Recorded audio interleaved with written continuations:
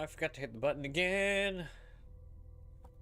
I meant to hit that button about 10 minutes ago.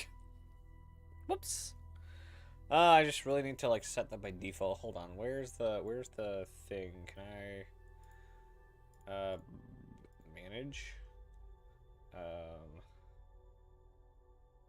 Scheduled stream. I guess if we after this I can do that. Yeah, I don't know how to like really set it by default. I guess there's that, but save. Nil DVR. Blah blah blah. There is no way here. You have to do it here. But it's already started, so it won't let me enable auto start. It's fine. It's fine. Alright. Anyway. So today you're going to be working more on the ARGO BULC. So let's transition and see where we're at. Maybe? Why is the screen just black?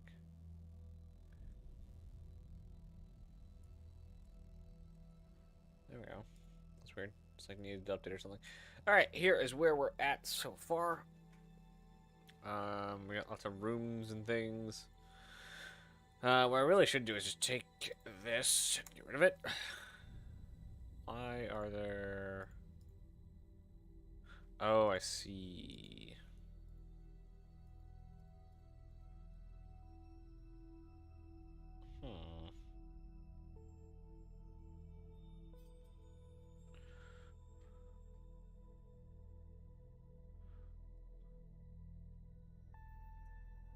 Well, those are kind of sealed.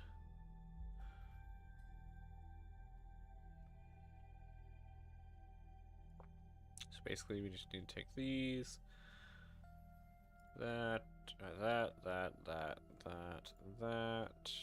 maybe that. Yeah, that should be good. Move Z. Nope. Oh, is it move? It is move. Move. That far. That can go. That can go, and that can go. You, and then move them back down. There we go. Now no more clipping. All right. Ah, missed a bunch of these back down. All right, there we go. This needs to be extended, at the very least, to there. These are not. Oh, I see. Okay. Well, these are not the same as these because of this widening of the hallway. Technically, the middle should also be widened, so let's work on stuff like that.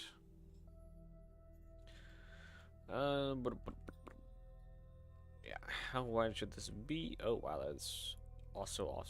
Oh, no, it's not off center. It's this thing is just wrong. There we go. There we go. This is a one-person hallway, 1.5. So if we do 3, which I assume this is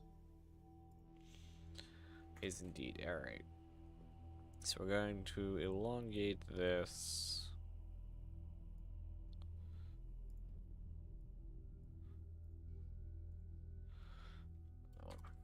Oop. 1.5 that direction.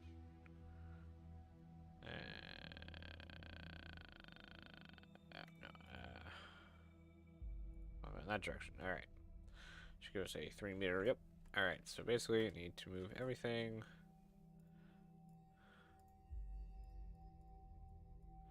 On this side.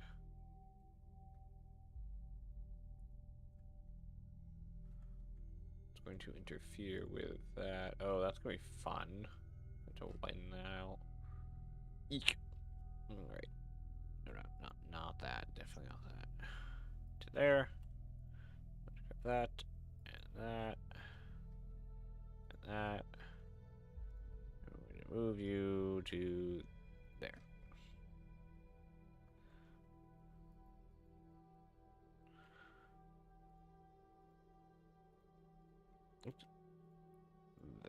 you. We just do the same on the other side. Just select everything. And then move it. Now that path was apparently not where it was supposed to be. Alright.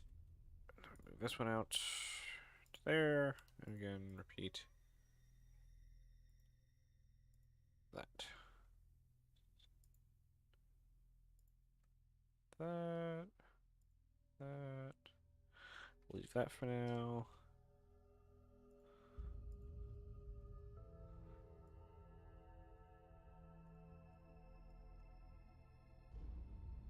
Okay. That's very interesting.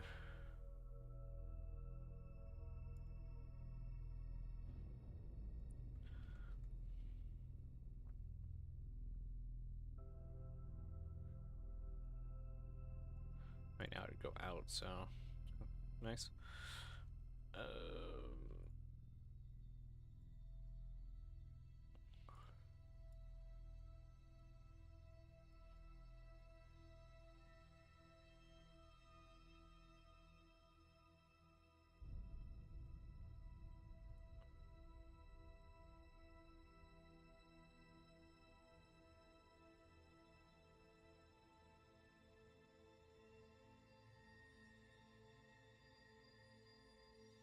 You know that's supposed to be there. I don't know.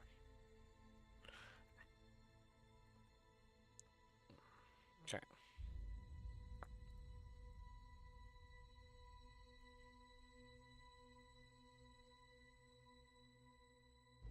No, that's not it.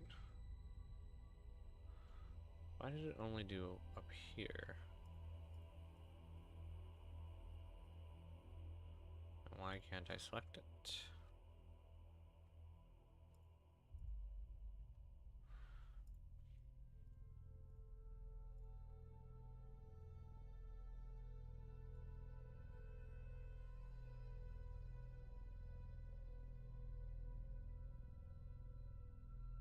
Interesting.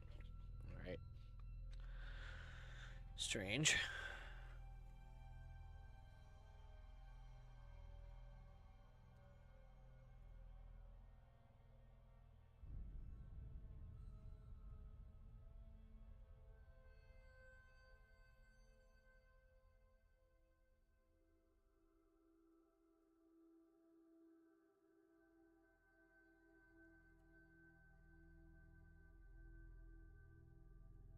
Oops. Straight that way.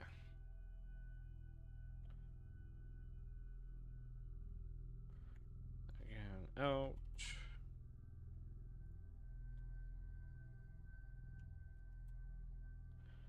Alright, and then that. Oh. There.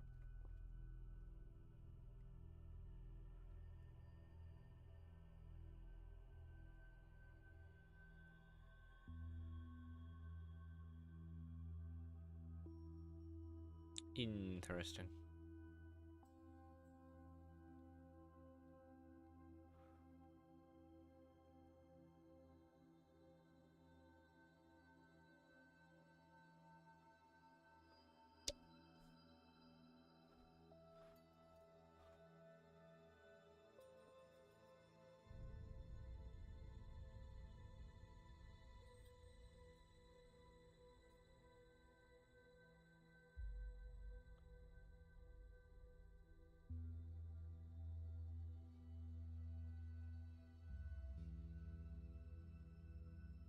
Okay.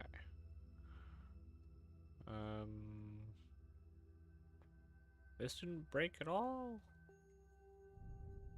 I mean, it sort of broke.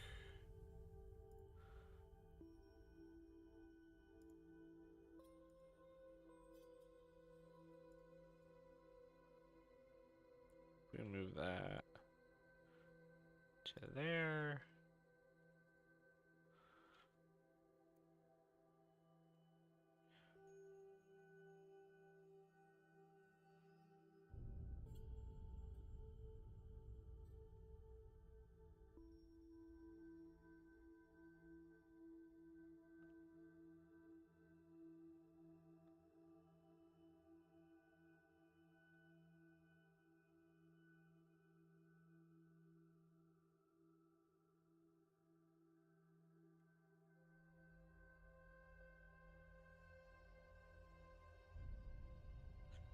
I know it's kind of broken. Hello, how's it going?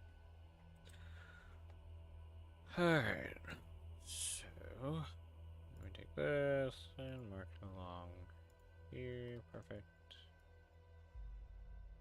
Oh, and it brought that back. Don't worry, it's everywhere this time. Good. Alright.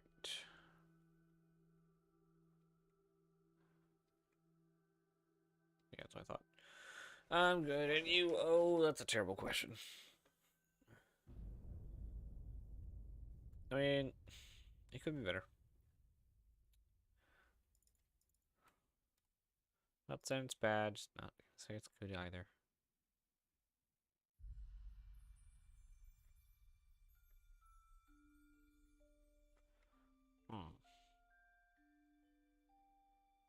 But we are not here to have bad days, we are here to build a boat.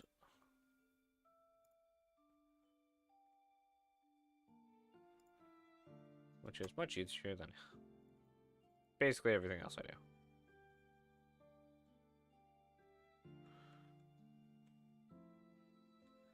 It could always be better. That is very true. But doesn't that have a limit eventually?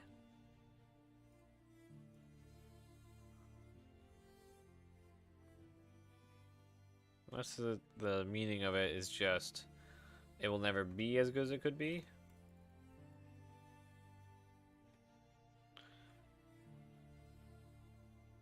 Okay, so the problem here.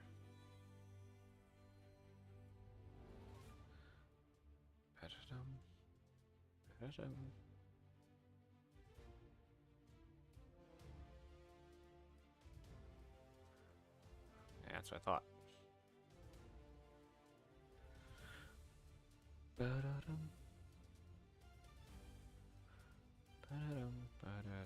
Okay, there we go. That. Oh my gosh. Every time I move the stairs, I gotta move this little angle here.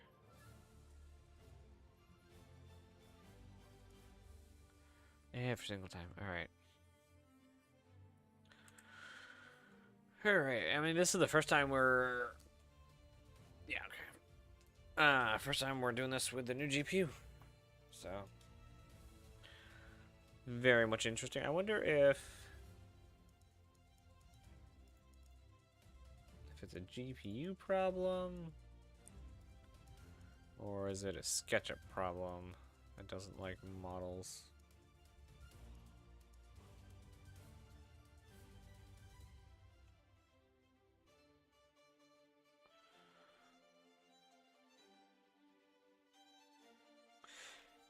What GPU do you have now? The 4070 Ti.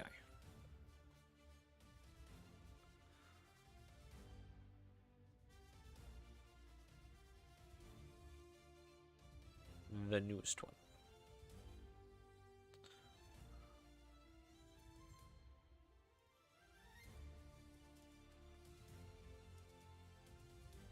I still kind of chuck it a bit. This is the newest GPU I've ever had, and definitely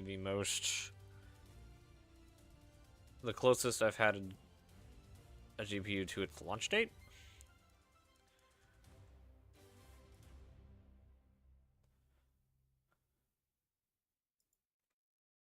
This thing doesn't like being moved.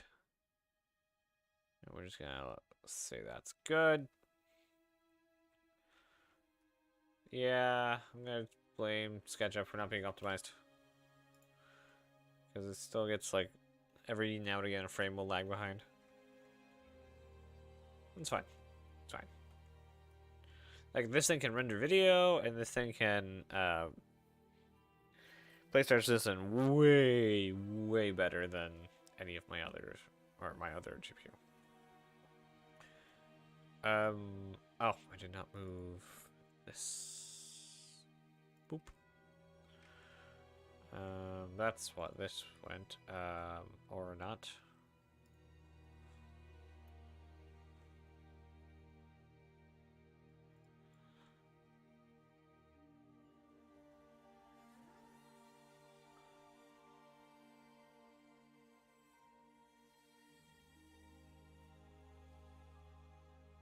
we go. Yes, I am very happy with this GPU. And not just because it's...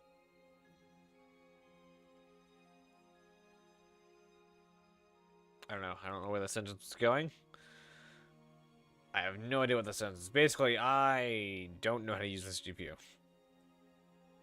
Is the fun thing. That's what today should have been.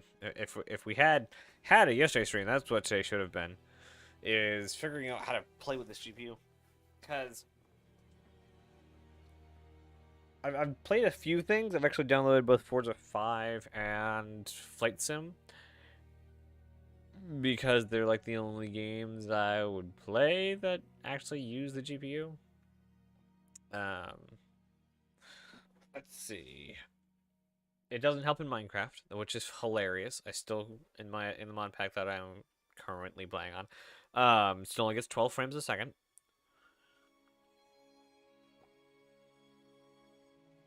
Star Citizen has been the big outlier. I can get close to 60 in Orison, or 200 in Star Marine. In the current, or the PTU, that's all. That's PTU numbers.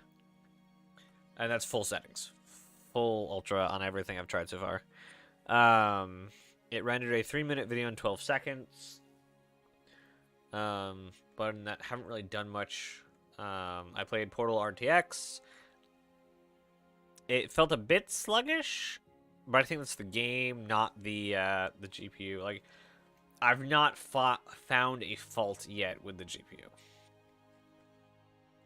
So that's always fun. I made sure to plug in the GPU as hard as possible, because I heard that should be the reason why the others melted, was the connector not being pushed in enough, and that it was shockingly or like absurdly hard to plug in, and that's why people were not plugging in hard enough.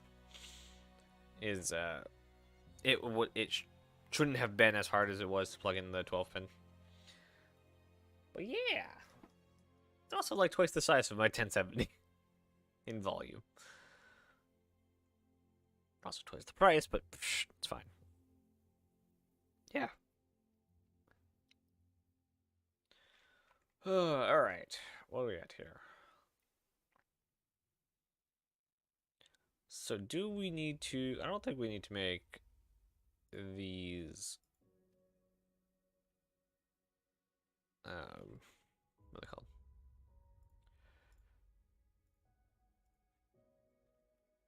These arterial bigger. I don't think any of these need to be bigger. If I have enough space over here, I should just make it loop around. That makes sense to me. 1.5.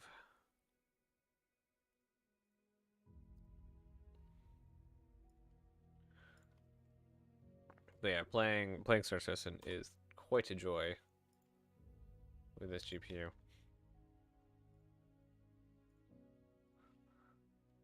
I cannot wait to do much more of it.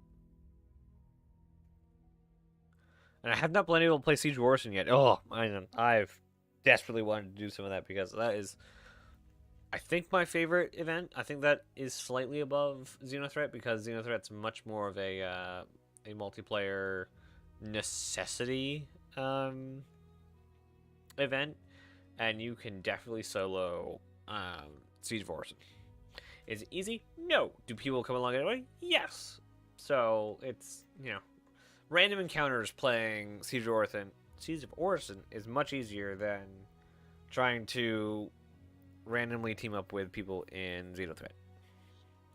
And I hope we have many more ground-based events in the future. Alright, so I think we are about ready to start modeling out a room. I should have really labeled these, because I don't know what these were supposed to be. I think this was the...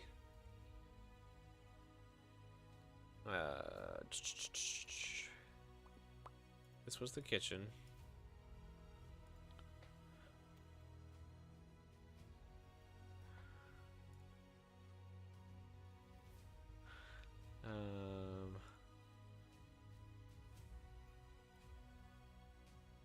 ironing. That's nice. What's ironing?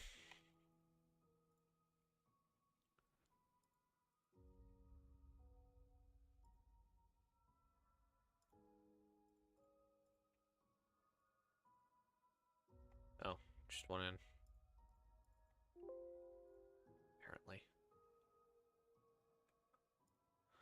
Alright. I don't remember what these was. I don't remember what these rooms were supposed to be at all.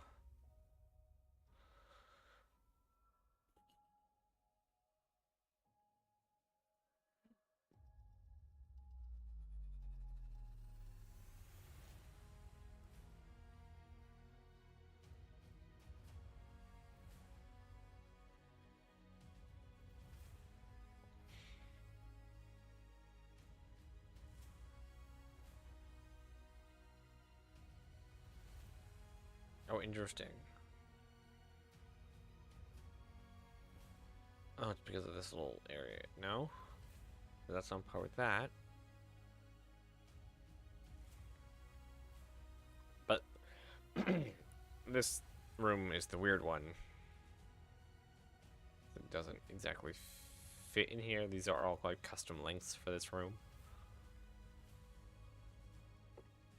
So if we just take this,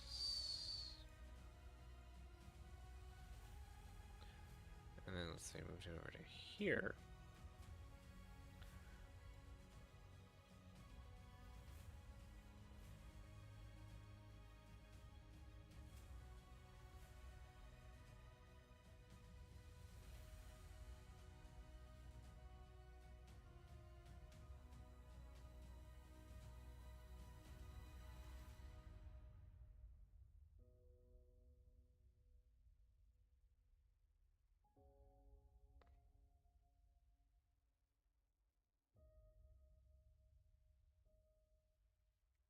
Oops.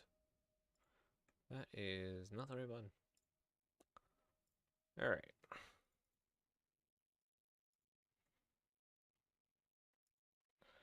So instead of that, we have it do this.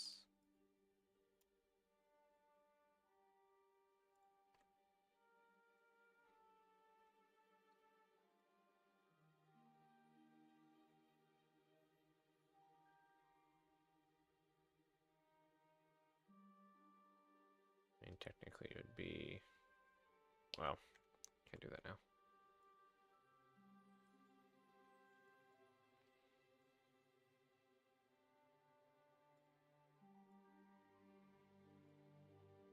Be that. There's be wall there.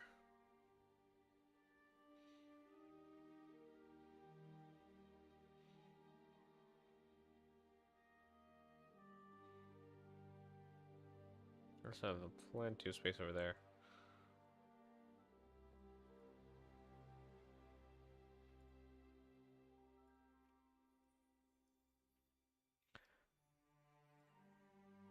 Okay. There we go. I can actually see. Oh. Should have done that way sooner. Like I should have done that yesterday. No, the last time we actually worked on this. All right. What are we doing here? We should probably also have this go around the same way we did the other side. 1.5.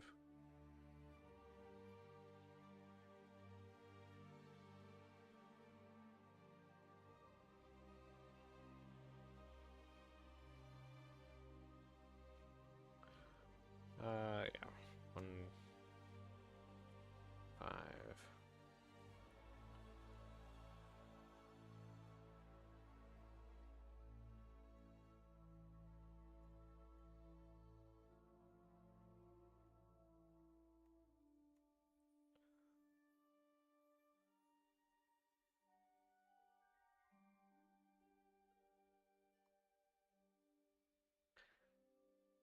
Put like components or something in there. Nice out of the way place to put it. So we got that room there. We got a little sliver over here, and at least a room spot over there. And also, that's right there.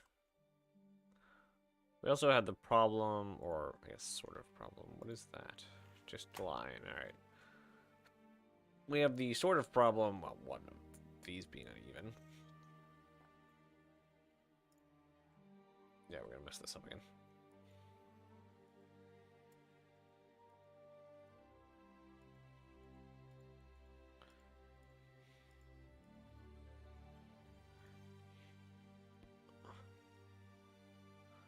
Out to there.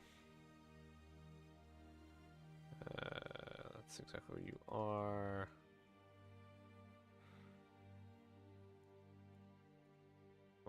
There. Okay. All right. There we go. And then that is where. 5.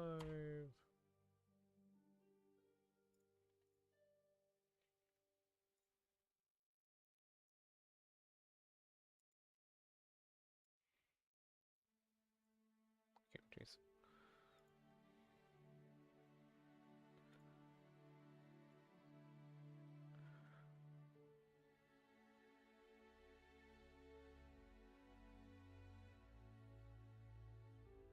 There we go.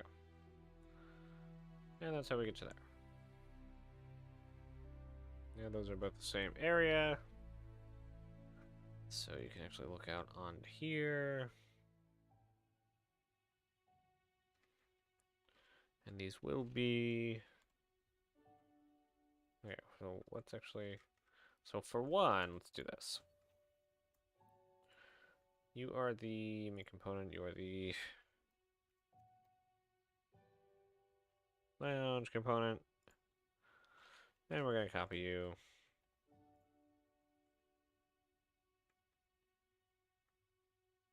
There. Now we're going to edit this. And basically remove the wall.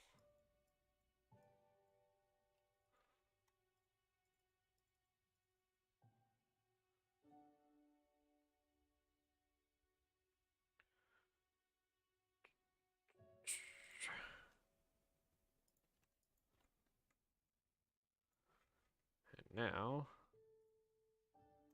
Oops. They both do the same thing. Perfect. Alright. Now we're going to build us a better wall. And we're going to make it just as tall as this guy. Then we are going to get ourselves a Chris. Yes, that looks fine. Whatever this tool is.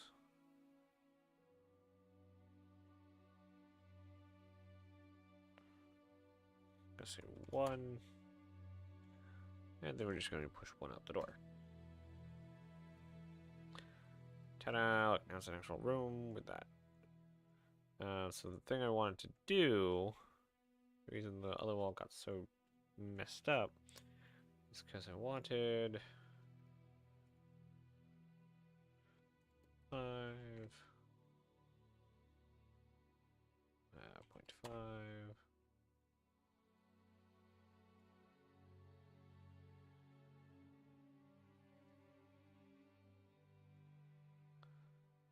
Okay, fine. You don't want to do that? It's fine.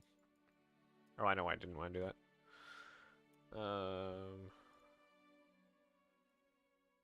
I actually don't, but I can fix it. I don't know why it's doing that now.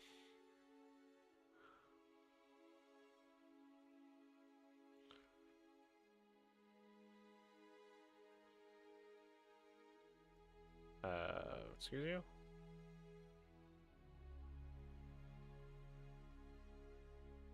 Maybe these aren't exactly straight?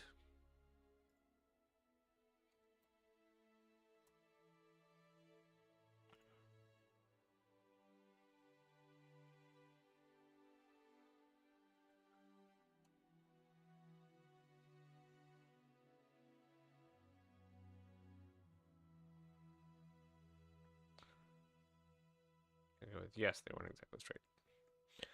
Alright. Nope. See, that's what I mean. It's not staying. Exactly where to put it.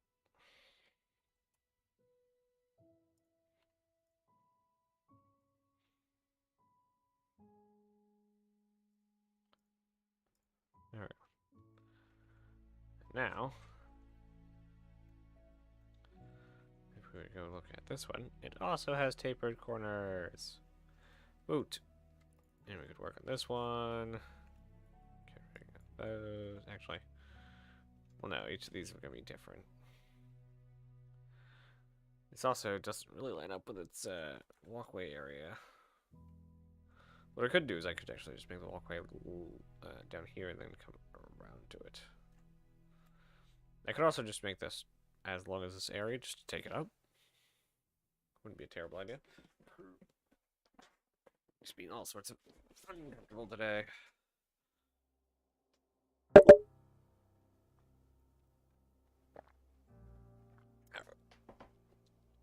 Ow, foot hurts now. All right.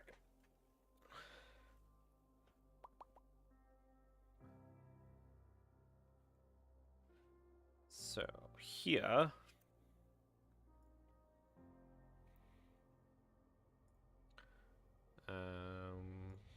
how big are our walls? 0.5. I'm shocked.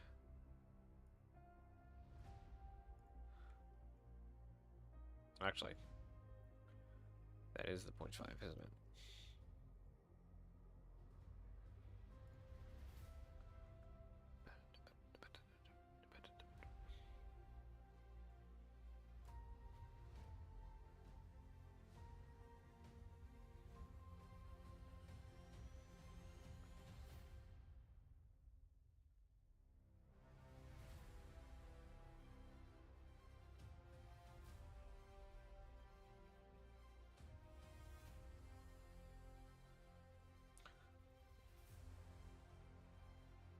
Well,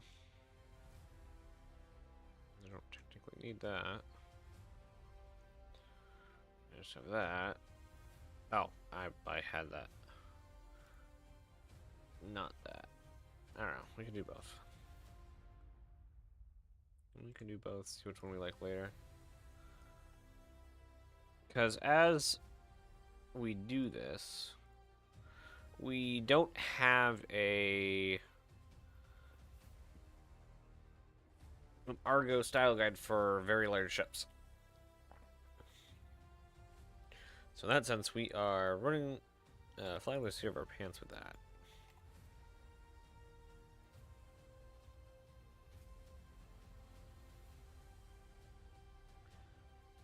So we can make up whatever it is we want.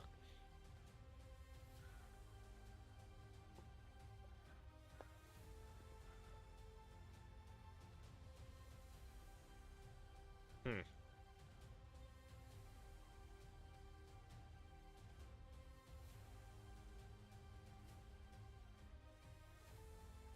Hmm.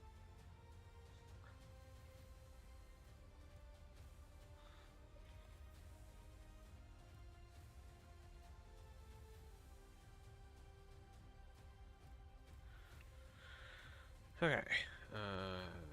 That make component. That's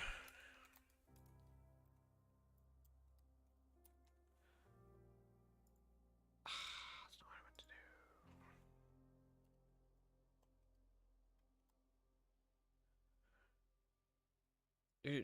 to do. Nope. What? New roller exists. Do you want to replace it with that? Yes. What do you think about the RSI ship that we get because of the last Citizen Con? The Galaxy? I love it. I just wish the Polaris was that but bigger. I'm a big fan of RSI stuff. Alright, so we're going to remove this. I need to make sure that I place it in the right spot. Not the Galaxy. Now I'm confused. Give me one moment.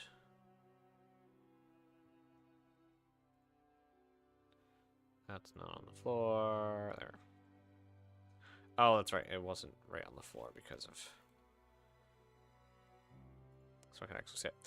What do you think about the R-size ship that we get because of the last Isicon?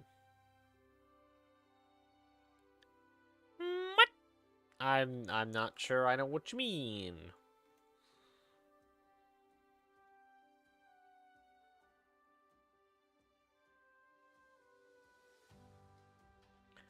There was a vote. Oh, that's right. There was a vote. I forgot about the vote. The vote is the most ridiculous thing ever. Where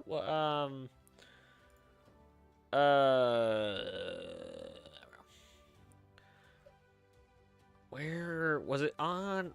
Was it its own thing or was it part of the sale?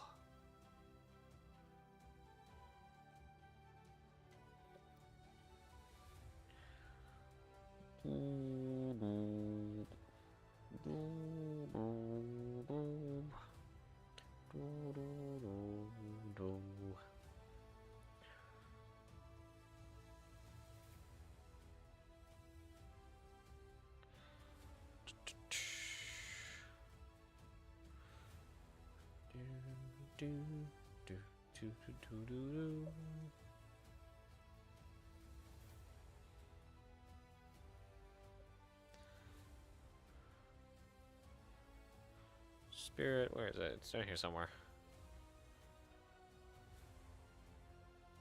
Pretty sure it was its own thing.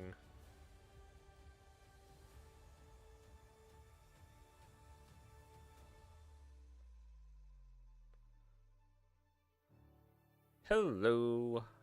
How's it going? Yeah. Yes. Pink, aquamarine, midnight blue, black. I don't know what color you want. No, I don't think it's that far back. That's the ship shutdown finals. That's the brick thing. Where did they do the vote? It's our citizen roundup. I swear it was a thing on here, like its own post. That's Halloween. Yeah, I went way too far. Crusader Spirit. Crusader Spirit. Ah, Pick a Ship Challenge. That's the one. Let's see. A large civilian mining ship. That's weird, too, because... I mean... No, actually, no, it's not that weird, because any one of these would have gotten a second mining ship. So, Argo, or Misk has the smallest mining ship, Argo has the medium ship, so now we're getting a large mining ship, and RSI owns the Orion as well. I imagine, if they're smart, they will actually be using the same tile set that they're going to need for the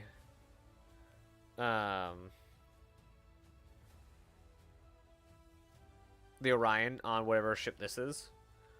Unfortunately, they don't say what they're going to be, when they're going to be doing it. I had totally forgotten about this.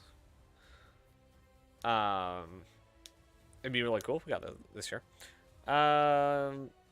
Yes, we do. We got Spirit. How about, oh, great. Nova Forger. Not referencing anything at all.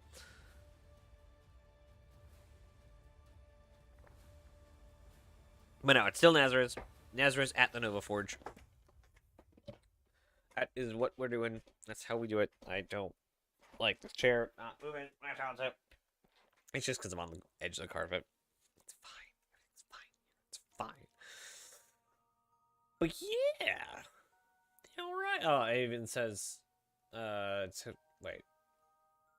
Oh, between the Mole and the Orion. So while we're here, actually, that's something we have that I haven't tried. Is this. That's not gonna let me do it. Is this.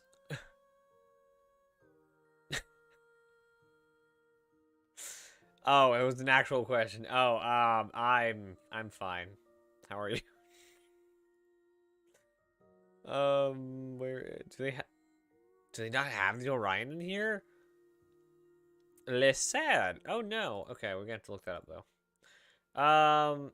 What happens if we ask it one of everything? Is that possible? Can we do that? No. Do we just like go ham with this?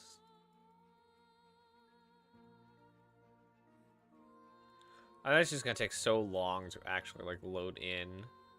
Let's just start with 27. I'm kind of glad it isn't Argo. As much as I like Argo, I'm not a fan of the mole at all.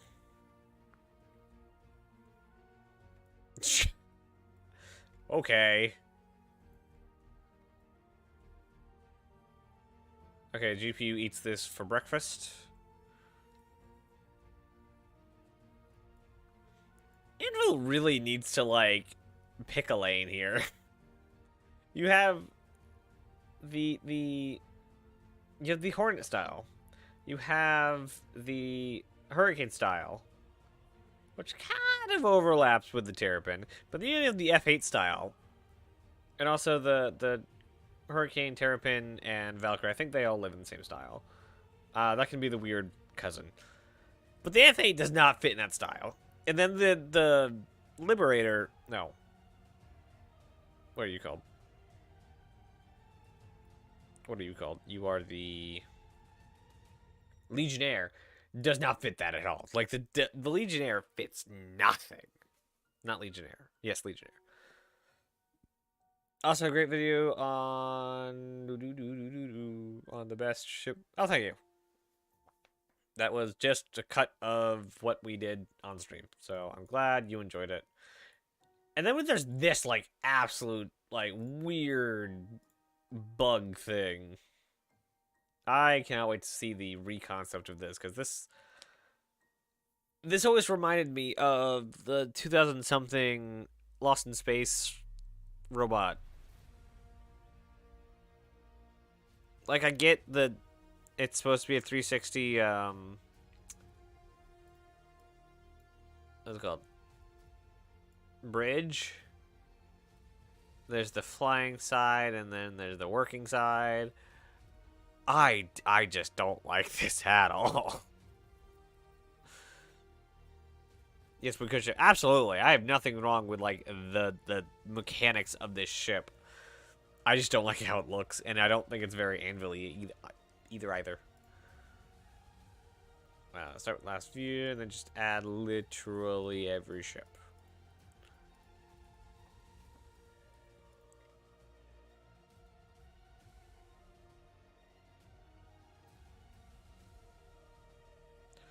So what we are doing right now is we are testing out the GPU.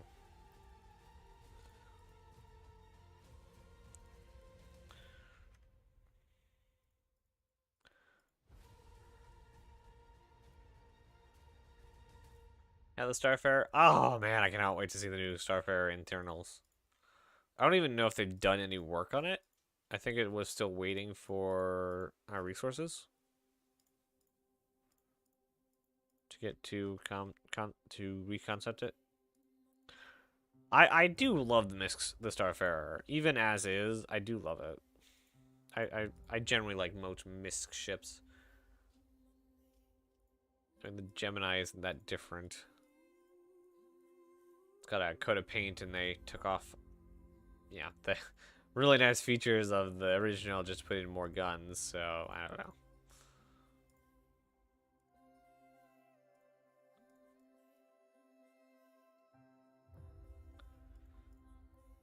Oops.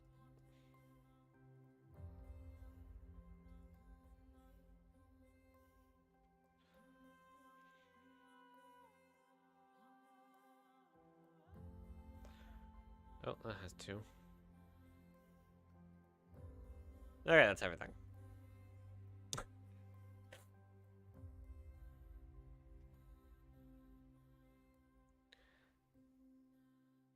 Oh geez, so many names for ships. Yeah.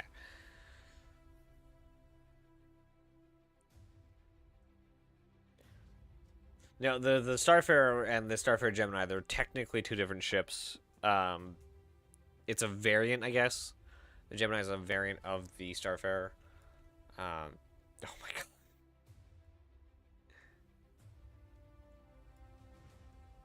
Yeah, not even OBS is batting an eye at this. It's perfectly fine. So I can do this now. That's the thing I can do. I can display literally every single ship on screen at the same time.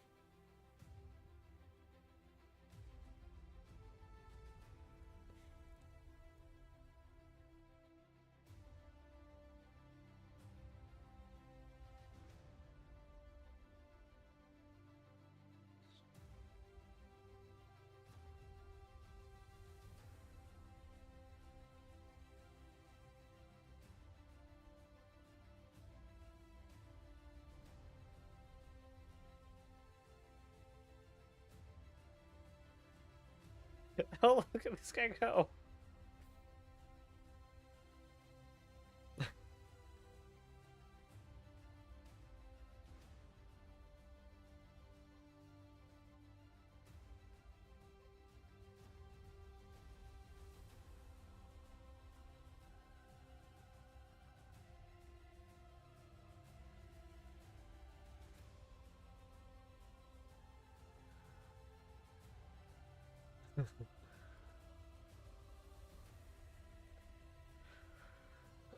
There's gonna have to be something done to it, and there's a lot of people that think there's a lot of people in both camps for the Genesis. We just take a mile-long walk up this way.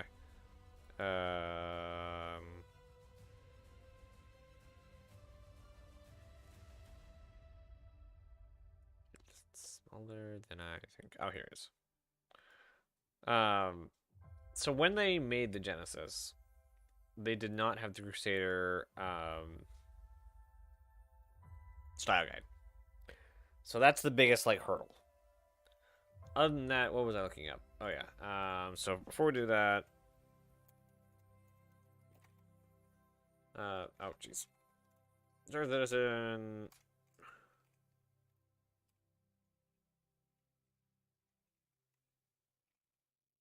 Ryan beginning. Just size. Just make 2 versions. The original. People have been wanting them to do that with ships for just ever because they like the original. Like people wanted them to do the Carrack. There's technically something about that with the Retaliator. I have to go. Have a nice day. Thank you for stopping by. And you too. Have a nice day. So this is the difference between what the concept started as and what it is now. So this is the new version of it, I guess. I forget when it... I feel like all the images were of the 3. So... Oh, these just don't have their other ones. So it got bigger. This guy got bigger. And then...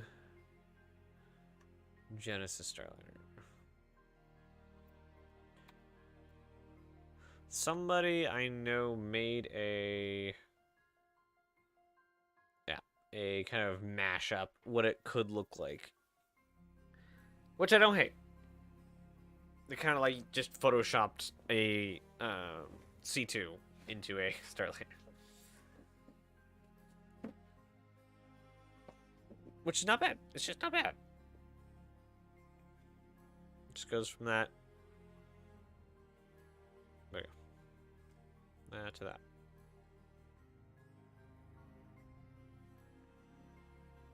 Which, in my opinion, looks a lot less gamey. No.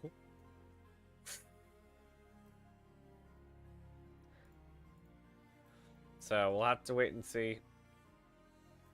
I imagine a lot of stuff is going to unfortunately change in this thing. Not like the original. Well, apparently Lasers likes the Crusader edition. And what is this related to? This is related to the tally. Ooh, it's also gonna get bigger. That's definitely getting bigger. I imagine that much more up like Carrick size, if not 890 size. It's fine. It's fine. It's not bad, but yeah. Yeah, I think they should definitely have an original. The problem is like the Carrick problem. Like, the Carrick went through the exact same problem.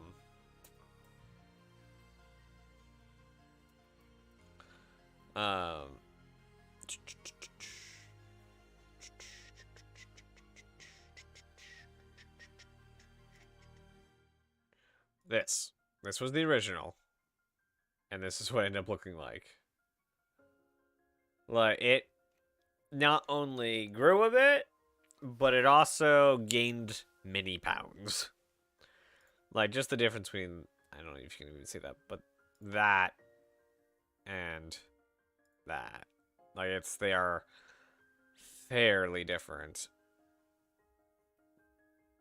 So, unfortunately, I do see the same thing happening to the Genesis Starliner. I also like the original, but I like it looks more Crusader-ish. Oh, did it? Oh, geez, too many donuts. What? Yeah, no, it was scrawny. It was really scrawny. But it looked like the game that was pitched in 2012 or 2013-14 when Star Citizen was really pitched at that point.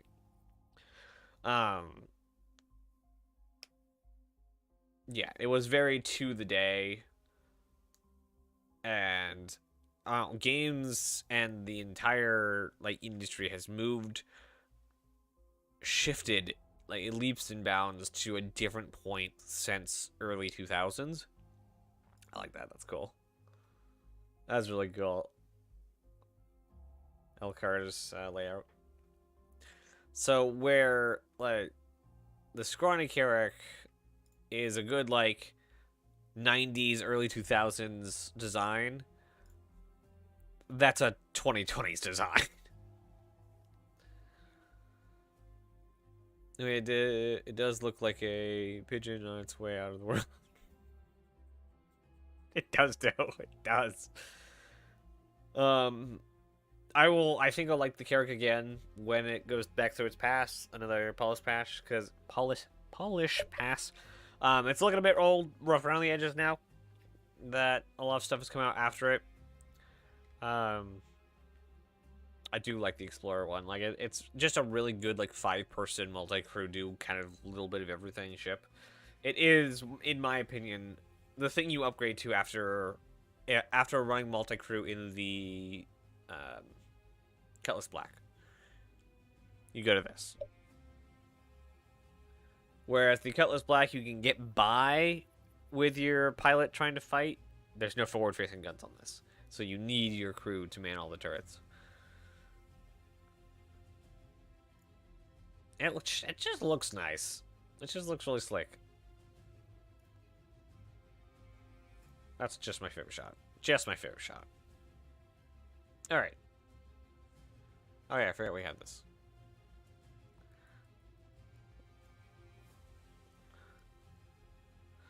Insanity.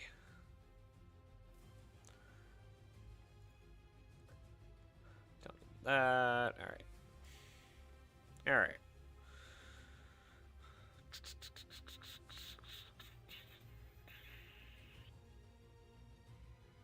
These look weird.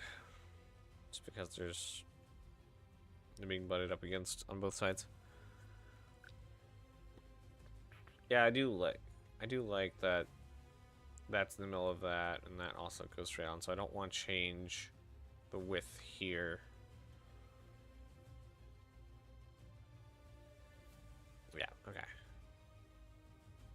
Alright, so let's get a living quarters. Done. I suppose, well, it's fine. We will do a door on this. Because we plan for everything to be in the middle, Ooh.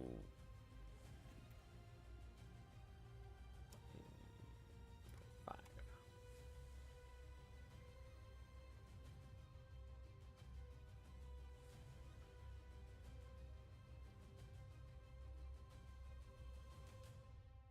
How wide's the door?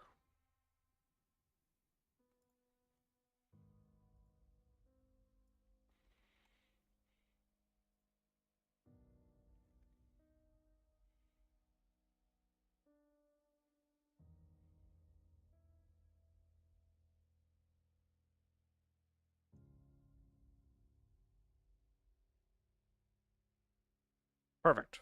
Absolutely perfect.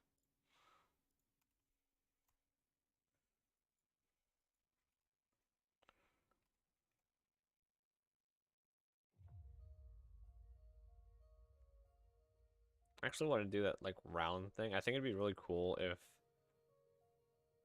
okay, yeah. So we can't we can't do anything.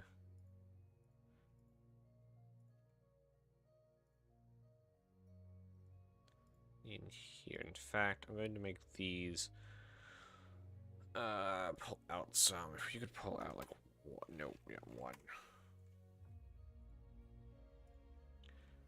And then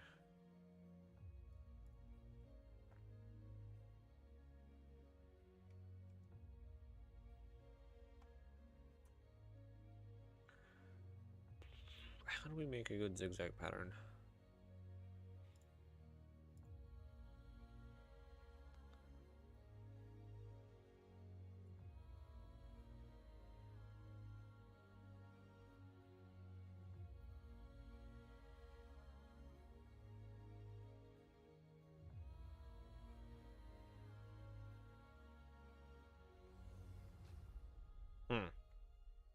Okay.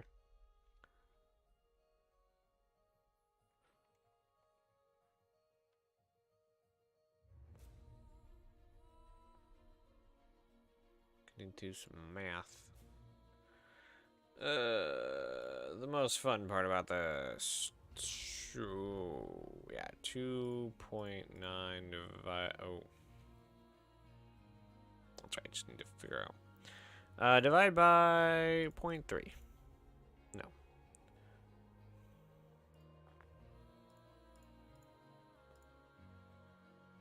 Divide by 0.4. 7.25. They want a bigger number. 2.9 divided by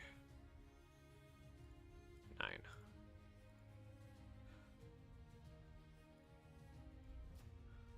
2.9 divided by 8. 3.625. I like that one. Do you think it would be good to CCU up to from a Crucible to a Genesis Starliner? So, I am the wrong person to ask for CCUs because I see little to no value in a CCU, and I can actually demonstrate why.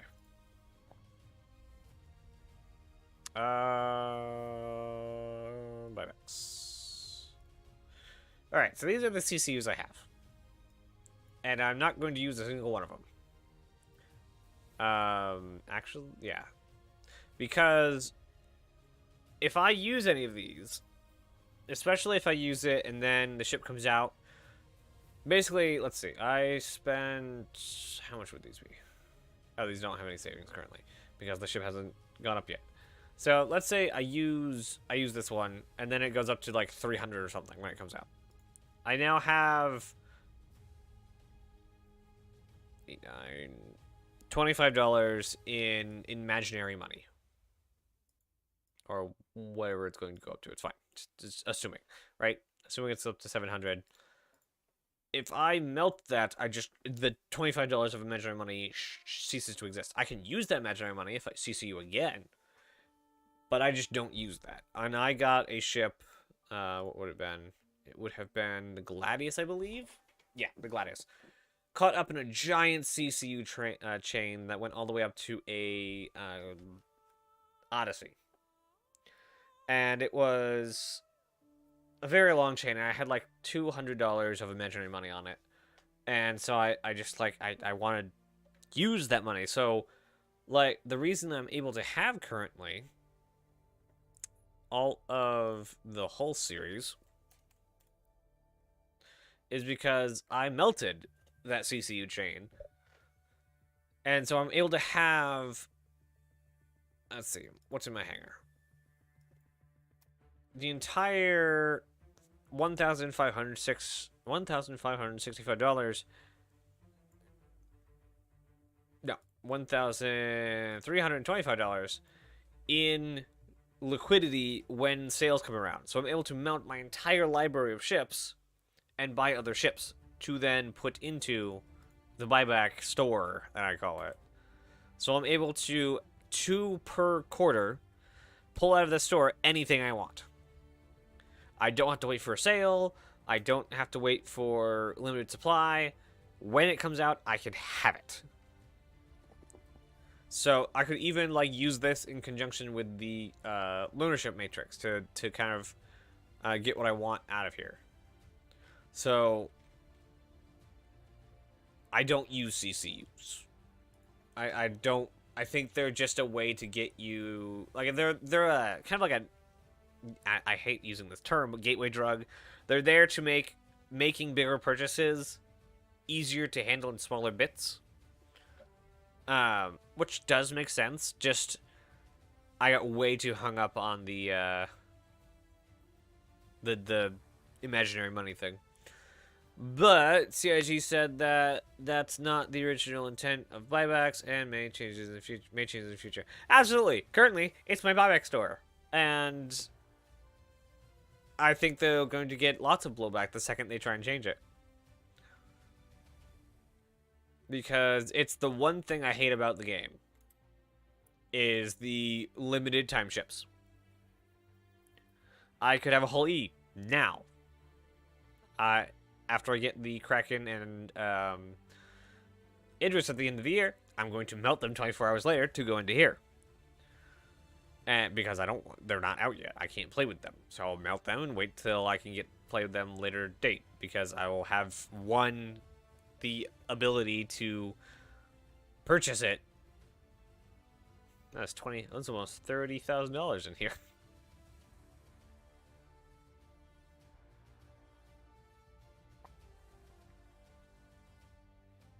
There's a real easy way to simplify and remove the entire gray market. Don't make limited time ships. Easiest thing in the book.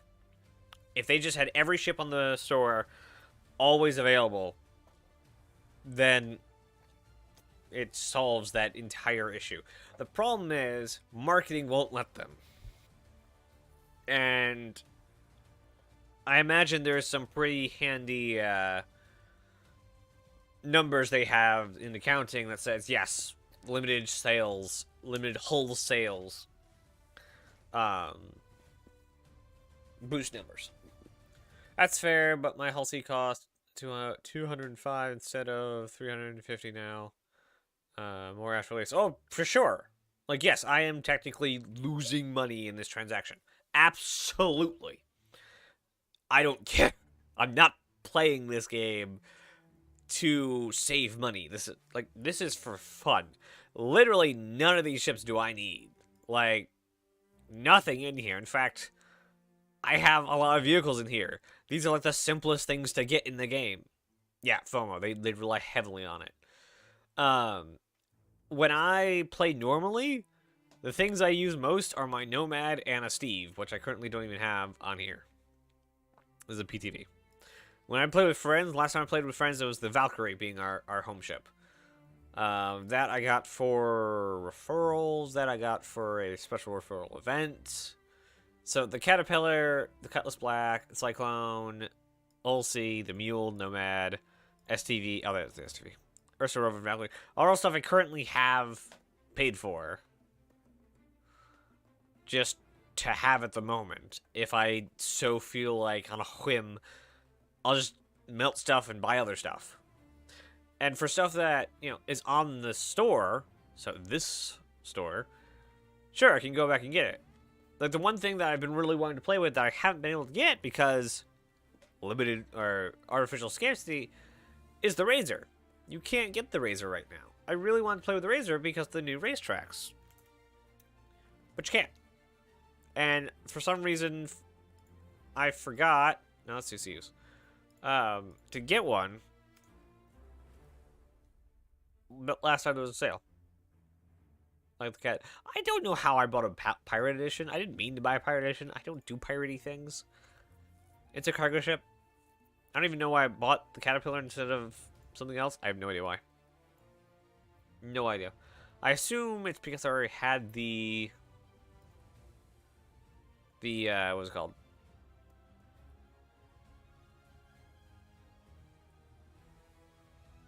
C2 because of this.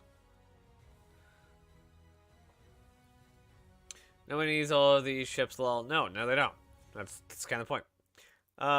Except for laser. Nice to have, exactly. Like, this, I have not spent this much in the game because I feel I need to, or I'm collecting all of them, simply because I want to. It's my favorite game, this is what I do, this is what I play. And I'll continue to put more money into it. Like, I think it's like $300 more, and I can buy both either a Kraken or a Idris, which will happen at the end of the year. That's definitely my plan. I need to raise a CCU to finish my branch of my chains. I have Pokemon Syndrome. Another Pirate Cat. When I had it, I'm awful tempted to rebuy it at some point. I'd hold off till it gets its rework, and then you'll have a whole new reason, like a whole new experience. But I doubt that's coming in even this year, though. But yeah, like, unless you're using it for just the aesthetic, the C2 beats it handedly in everything. Yeah, just everything. But yeah, I don't do CCUs. So I don't know. What was the original question? Do you think it'd be good to CC up to from a Crucible to a Genesis now? No. Like, you can get lots and lots, like, especially buying ships right before, or CCUing up to ships right before they come out. Great way to get imaginary money. Great way. The problem is, you can't melt it and use that imaginary money for anything that, unless it's more expensive. Like, you can't take that, like, $500 ship that you CC up to, like, $10 every month, and then melt it and buy 2 ships. You can't do that. You have to make one bigger, a more expensive single ship. What tool are you using? ccugame.app. It is great. It even has lots of fancy... it has a gray market section. They partner with the impound store, a CCU chain helper, the RSI site. Oh, apparently links to the hangar. This is one of my favorite features. It has the funding goals. Or not goals, but funding dashboard. And this lets you see all the nice funding stuff that we've had. You can even... Give me a second. Zoom in. And it even shows you the different days of IE. RSI. This was the Galaxy's doing. Best in show. Interesting. Where's...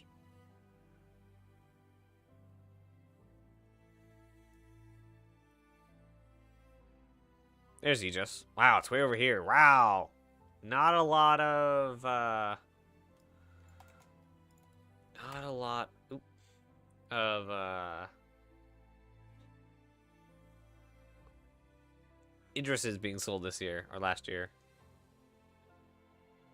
Final days of it. So yeah, what was that? That was a 2 million, almost a $3 million dollar day for a CRG. Yeah. Yep. Hours a day. Personal statistics. Ah, yeah, let's not look at that. Historic sales view. I want... You don't have head count or anything?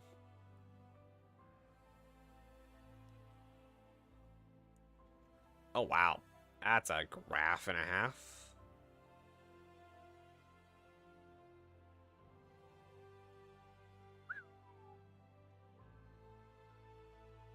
These are all the different sale things. Wow, okay. Historic. What's historic?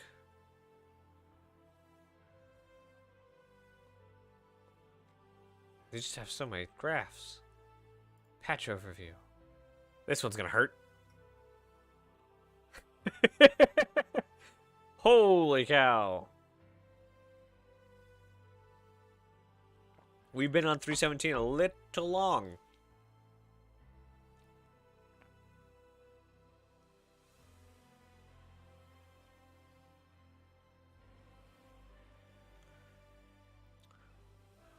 It's weird. It doesn't actually show days. There we go. There we go. That's what I wanted to say. So, how many days? Duration 361 days. That's broken.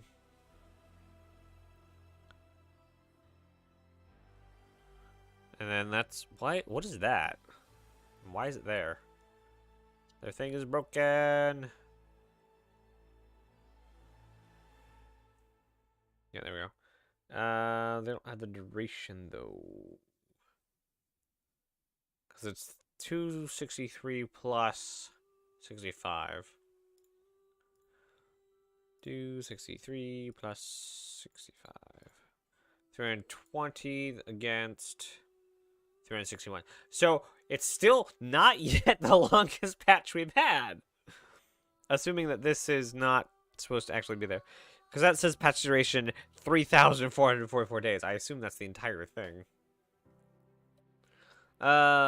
Drake is less than I thought, but maybe it's because the cutter was cheap and spread over the whole show. Yeah, probably. Probably. Yeah.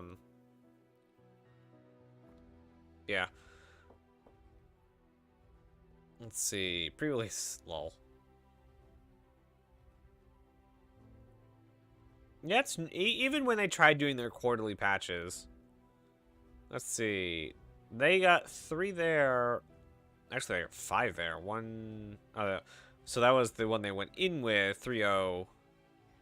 And then 1, 2, 3, 4, which was here. And then 1, 2, 3, 4, and then 1, 2, 3. Like, you could see it slipping. 1, 2, 3, 4, and then here 1, 2, 3, 4, and then 316, and then 17 has been out since 4/29/2022. Now here's the real question: is this going to be a 1-year patch? What do you guys think? You think they're gonna think we're still 3 months out? 3 months out there? Yeah, 3 months out from a release of 318. Patch increase in...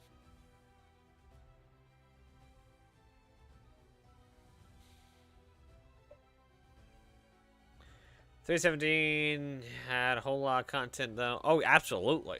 Like, that's one thing that, like, a lot of these kind of things will never be able to show you is just how much stuff. And, like, even the patches, even the roadmap are horrible at showing you just how much stuff is in these patches. Especially the release view. The release view sucks at showing you what's in it. So here is the entire thing. We got more DNA for the heads, colonial outposts. That's it. That's all it says about them. And add a Lagrange point or two. The derelict settlement mission. We got clinics. Wow, that's the Lorville Hospital update. Wow. Planetary navigation. AI drop reinforcements, which kind of plays into these two anyway. The coffee shop vendor. Wow. That was a coffee shop vendor, huh? We've been on 317 a while. They're like Reclaimer mission, Siege Vorison, illegal delivery mission, selling items back to shop, refueling, mining gadgets, C8R, Cutter, Steed, Corsair, Centurion, Mole, Scorpius, Hull A, and Rivers. But there was a ton more than that. Like, we've gotten new shaders for Windows. We've gotten a whole ton of more missions added. Not to mention updates to the stuff we already had. And then there's all the little tweaks that they've done. Like, there's actually a lot more in these patches. Like, 318 looks rather small comparatively. There's a crash site, more rivers, sand caves, a racetrack. Does this even go through the other racetracks? No. PES, Gen 12 Student Renderer, Salvage Tool, Vulture, Hull Scraping. Oh, Time Trial Race Missions, but it doesn't say that it had the locations of the 7 tracks. New missions, Orison, which I haven't been able to actually look for. Now Siege of Orison. Well, no, Siege of Orison's running on the live servers. Security Builds Korea has been reactivated, which is a much smaller deal than or a much bigger deal than I think it is, because I feel like it's a really small deal. Prison missions, Cargo Refactor, which they didn't do a lot with. But there's just I have not gone anywhere near a lot of the stuff there is to do. Something that amuses me was look at the release date for 319. Yeah, what's your point? They have till the end of March to make that true. Which is how they kind of do that. So let's see, what was... let's open up 2 so I can have both of them. Let's see, when was the last Q1 patch released? That would have been 316. 316 was... or 17 was on April. Actually, we can go back here. 317. Wow. Okay, so let's take these. The earliest Q1 patch came in 331. So at the very end of March. That's the earliest one that came out. The latest one that wasn't 317... Well, I guess no, the latest one came out in 12/28 or 29, 12/29 or 4/29. Sorry, 4/29, 2020, and that's the Q1 patch. So they have plenty of time to get 319 wrapped up and ready to go. Absolutely, but when was the last time they released 2 major patches in the same quarter? 319 is not really a major patch. It's the big small stuff. Like it's nowhere near the size of PES. And I imagine if they're not working on PES stuff, they're working on 319. Like I would not be shocked if ISC came back and said, "Hey, here's what's what they're working on for 319." Especially in the SCLs. There's just there's a lot of gameplay, but it's just gameplay. And gameplay is fragmented through the teams. It's not something that everyone has to work on all together. That's most PES is just underlying foundation. Once you have the foundation in, everything on top is just throwing up walls and hammering the frame in. I'm not saying it's not work. I'm just saying I think 319 is going to be much easier to get in than 318. And then 320, assuming we have one, being the Q3 patch, so somewhere around here, it was basically just all the little bits and bobs that they need to get in before server meshing. And then server meshing, at December 31st. Evocati at December 31st. So, wow, there's a lot of little patches. Patch 1, not even. Patch 1, patch 2, patch 3, 4, 5, 6, 7, 8, 9, 10, 11, 12. When do we stop counting with it? Oh, 11.2, 11.1, 0.8, 0.09, 1. 1, 1, 1, 2, and then we started counting up from there. Dang. And we're about to get 4.0 at the end of this year. I imagine 5.0 will be beta. If not, it's either going to be Dynamic Server Meshing 2 or beta. I think we'll be on the 4.0 branch until we are done with the game, basically. Done with the alpha portion of the game. Because that is, as far as they said, that is the last underlying tech. Actually, I want to go look that up. Because they've mentioned that before. That goes. Hey, look, that looks familiar. I wonder who's doing that. Oh, he's live right now. Sorry, I'm a terrible person. Absolutely terrible. No,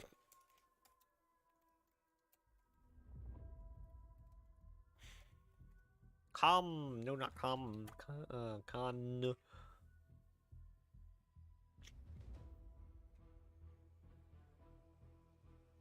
And I don't think it's like, I don't think they're gonna hold 19 back just because, oh, we just released 18, we shouldn't release another one, because spreading out, like, that's not a marketing thing.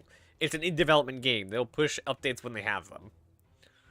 Like, it's super not a problem for them. As far as I know. Road to release. Oh, boy. Let's watch this a minute. Oh, this is gonna hurt. This is just gonna hurt. Wow, that interlaced video.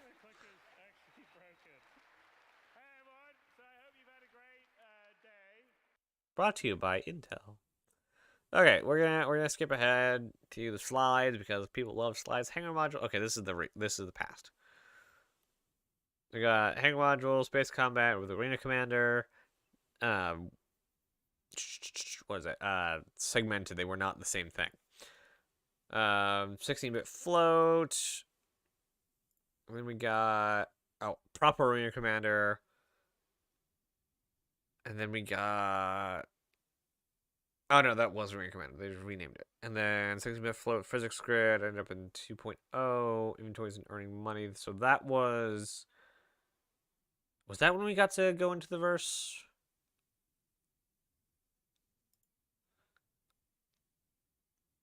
Possibly 2.4, first person, third person FPS. Planet Tech. The day that Star Citizen changed. Or the year that Star Citizen changed. Where's the next screen? Nope, not your face. Organization system, full persistence, which was relatively recent. What's on screen there? Oh, it's the same thing. What was it? Server meshing.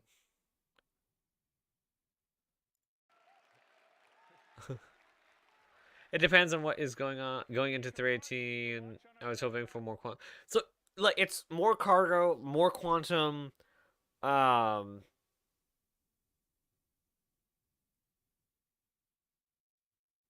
There's a lot of stuff. There's actually a lot of gameplay systems that are going in, that could go into 319. Like a lot. There's a lot that could go into 319. Basically, everything on the roadmap right now is basically open to be on 319. I think we can make planets work. You what, mate? No, but that wasn't Chris saying that. That was the engine team. Chris was like, yeah, if you guys want to like go spend a couple weekends R&Ding, see if the engine can support planets, yeah, go right ahead. They came back like, I know Planet Foo. And they just like it was just like 2016, just like Chris just like, guess we're doing planets now. Because all up until that point was you were going to go up to a checkpoint in space, and then it was going to take away your control of your ship and play a little cinematic as you fly down to the planet, and you'd be in the landing zone. Until 2016, where the entire just flipped the switch, and planets became physical objects. I mean, they weren't put in the game yet, but that's the day they started changing everything to be fully realized planets. It just changed everything.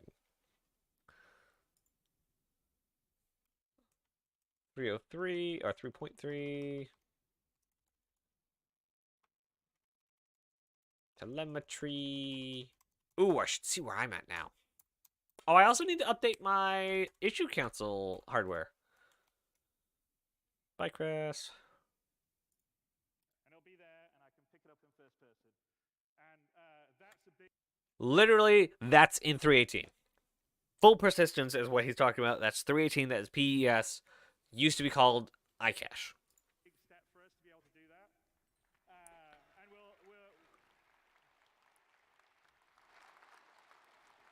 so the full persistence combined with the object container stream and binding culling are, I think, things that will make the world alive, because it's not just me dropping a remote. Bind culling, for those who don't know, was implemented around the same time.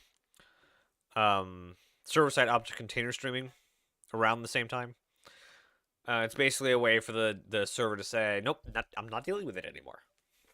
And just unloads it. If there's no player around, the server doesn't need to know about it, so it releases it back into memory. It's leaving a ship somewhere, or you got damaged in space with your ship, and someone rescued you, you went away, and you came back to get your ship and repair it, and then take it home. And yes. with persistence in your hab, so you'll go there, you can see that you can move and interact with the objects. You can find things on travels in space, take them home, bring them, leave them at your hab, or leave them in your ship. So the physical inventories are going to be very important in the game going forward in terms of being able to. And we still have another inventory step to go. Like, we don't have the full inventory yet. I can't spell. ENTORY. There we go. Bloop. Not bloop. Okay. Even though it says they're all done. Lockers and inventory. This we don't have yet. This will be in by the end of the year. This is actually the last major step, as far as we know, for inventories. We have most of this. Like, this is what we have now, combined with this. And this also has to do with the cargo refactor and stuff like that. But the lockers and having stuff like on shelves and things, which is also helped for PES or from PES. It also will be helped with, like, the locker system is basically loadouts for your character, so you can store an entire loadout. Yeah, we have one final step, this one, for inventory. And then the inventory is basically done, as far as we know. Long-term persistent enhancements. So let's see. What do we have that we're still looking at for March getting in? SRV. So SRV and tractor beams. Do you think persistent hangers card is? Do you think persistent hangers is on the cards for 319? Where's P? P. Nope, that's GM. Persistent. No. It could be, actually. I'm gonna go with a 70% no, 30% maybe. 0% yes. Like, there's always stuff that they add into builds that is not done. So that's very possible.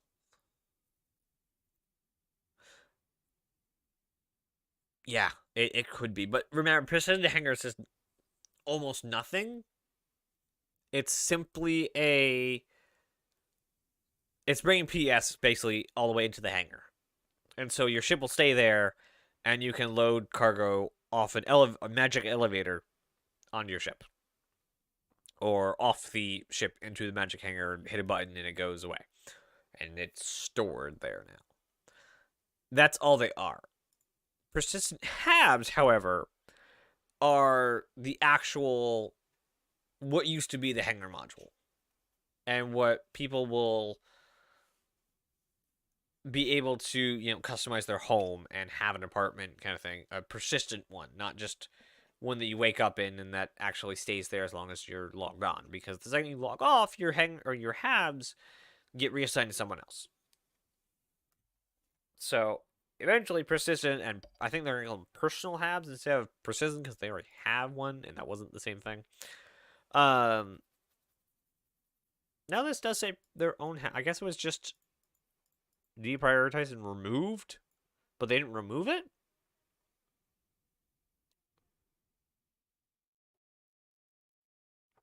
I wonder why this is still here. I guess this was persistent halves must have been the same thing, but it hasn't been worked on since Q421. Actually, I thought that would have been a little bit earlier. Yeah, this is one of the big things I'm waiting on.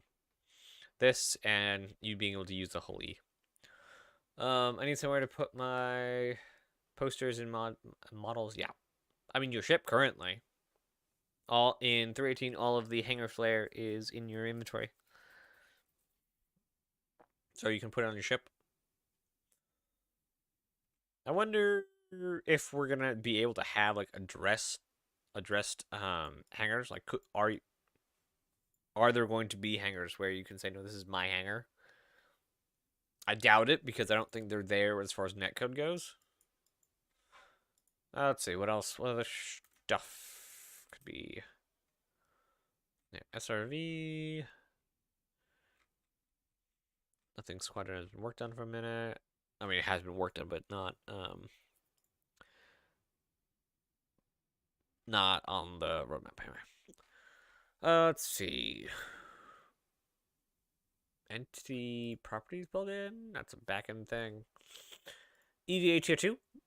Sure, that could come in. It could definitely come in for 319. That'd be pretty cool. Frontier clothing. That's coming in before. Oh, freight elevators. If we get persistent hangars, we're getting freight elevators. They're basically the same feature. They rely kind of heavily on each other. That's backend. Life Port tier 0, lockable containers, I doubt. Yeah, doubt. Oh wait, we're over here. We're looking over here. Lockable hangers or lockable containers, maybe. A lot of mine isn't, but I am not convinced my Kickstarter stuff has been made yet. Yeah, we're still waiting on pets, remember? Low-level Cityscape is definitely a 19 feature, I would assume. Hull C also could be a 19 feature. They did say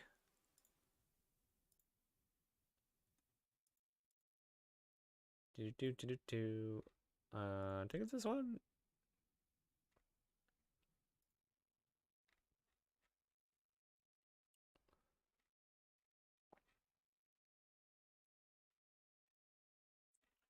Yeah.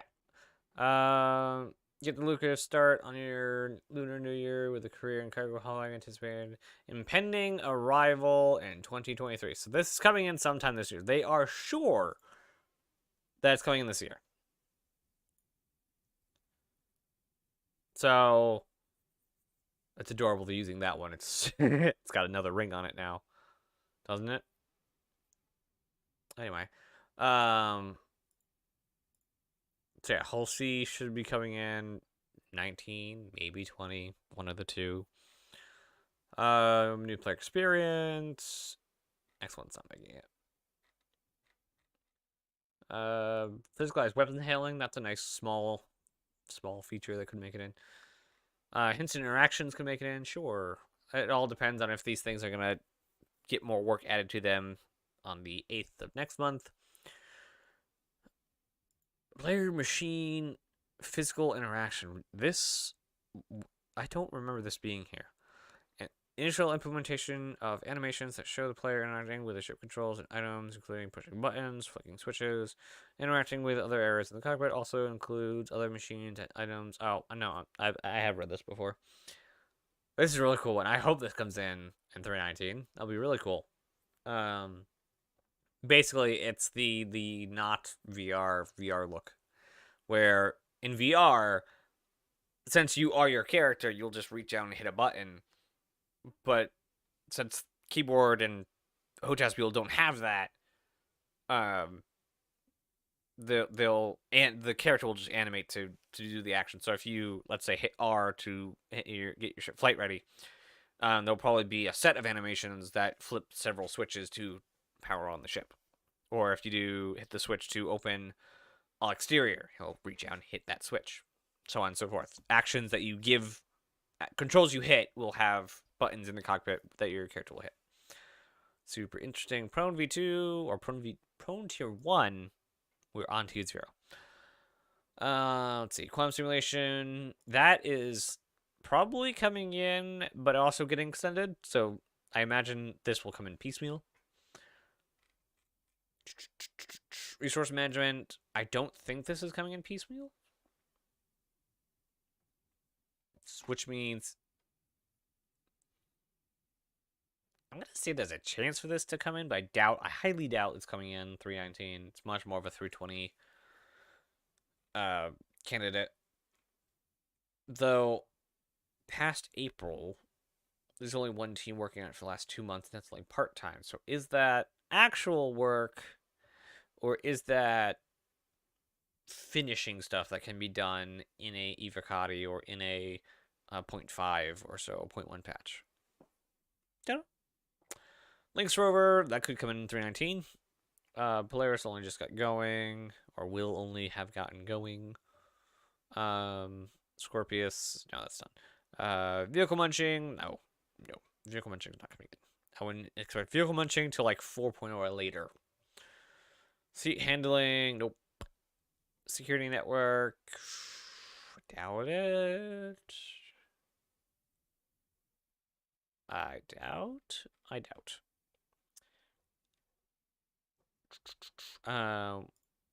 What is this? What's the game? Titan something. Or something Titan. Titanfall? Is it Titanfall? The game that stupid Apex is built off of.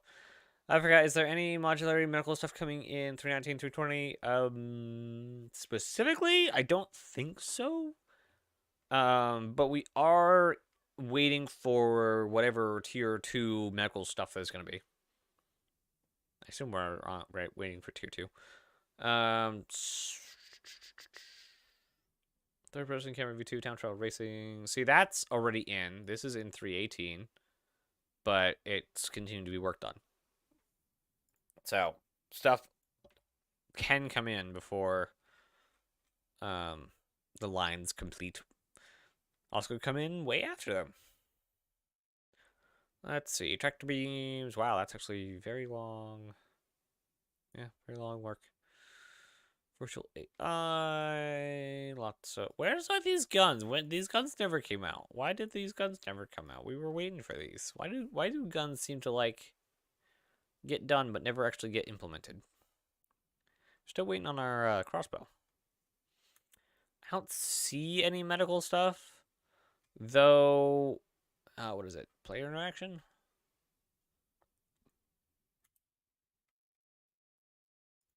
No, it's player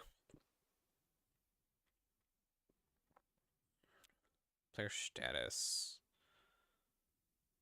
Or is it player status? What is it? Something status.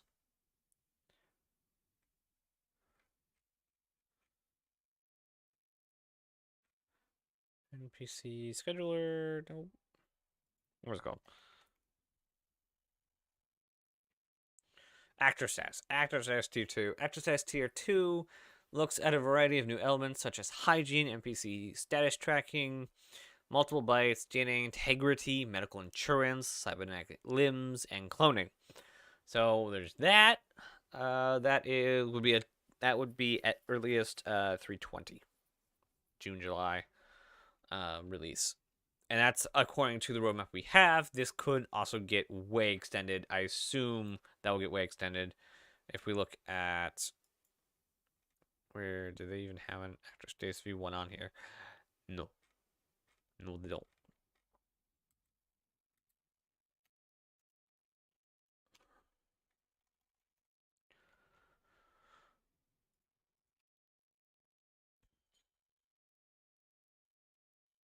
Healing and Actor Status V1. That took 52 weeks. So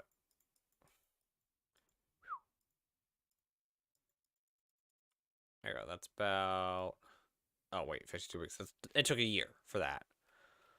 I don't know if there's that much to work on, but yeah, that's not coming in. No, that's a next year thing. That's a next year thing, almost for sure. That's not to say we won't get any updates to medical. Modularity is one of those things that we're definitely waiting on to see. Oh, that's probably really loud. What comes out of the reschedule? We know it's a big feature that they really want to get in.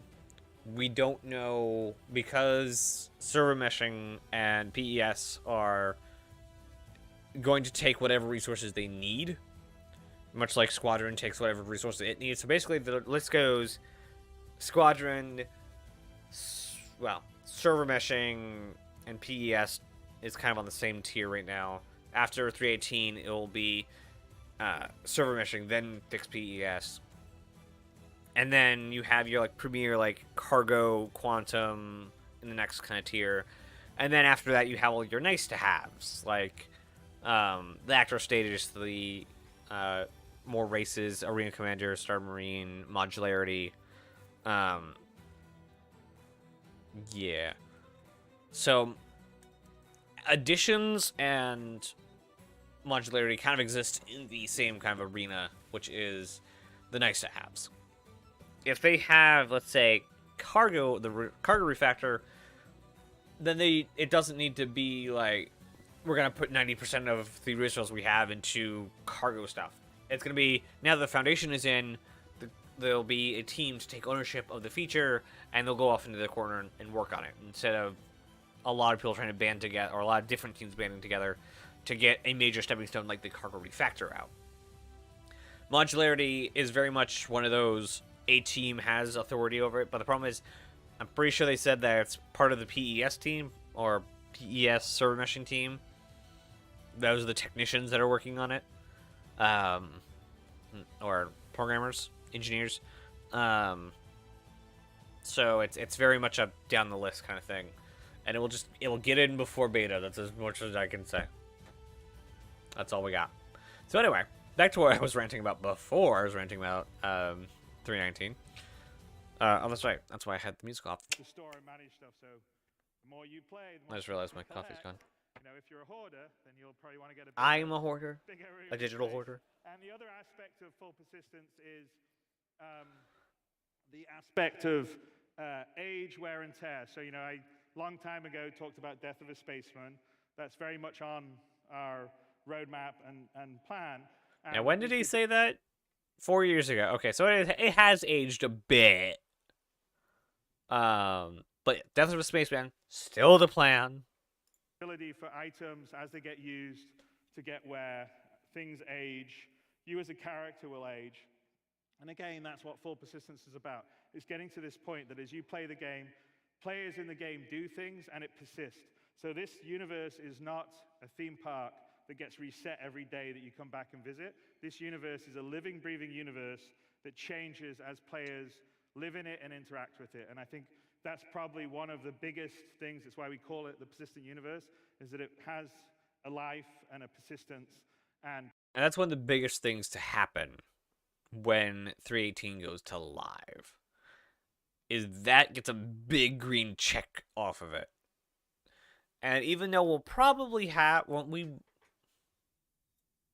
may or may not have another wipe till beta, even if we have one in beta.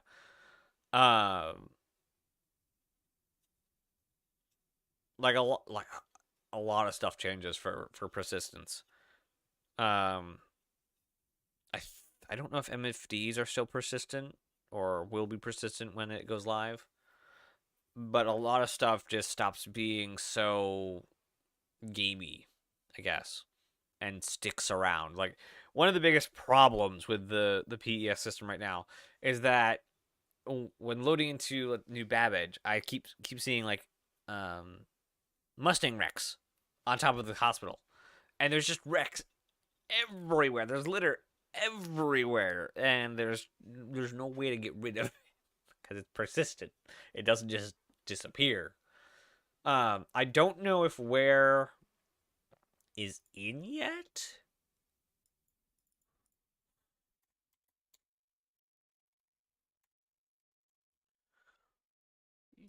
Hull degradation, I guess, is. It came out in 3.13. So yeah, that's a thing. And then weapon wear and misfire will be a thing. 320, I guess. Yeah. So I guess I just haven't seen a whole bunch of it, except for like when my stupid arrow spawns with it, because it's a much long-term thing. So like, imagine having your ship out for a month worth of time. That's when you start to see the paint, like the spots on your ship that lost their paint or whatever, and that's assuming you haven't like repaired it.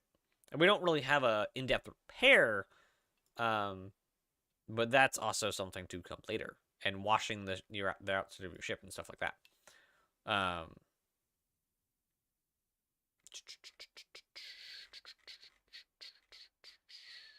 This one.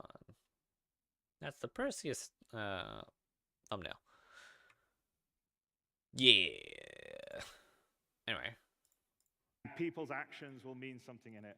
And that's a very, very important part of the 11th pillar. And the last one, if we go forward, Paul, is server meshing. So when we get server meshing, that is, we think, the last piece of the puzzle to have the full game experience. And this is our ability to go, right now we have about 50 players on a server.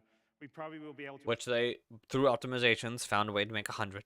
Increase that number because of bind culling and stuff. But it's still going to cap out at a certain level. With server meshing, we'll be able to get to thousands of players playing concurrently in the same locations, star systems. They're not all going to be able to have 1,000 people dogpiling together. They won't be able to render it all at the same time. But you certainly will be able to have 1,000 people on the planet of Hurston, for instance. So the server meshing is the last key piece, because that will allow us to have a truly massively populated universe of players as well as AI, and having servers that dynamically scale up and down to take care of the processing needs of that.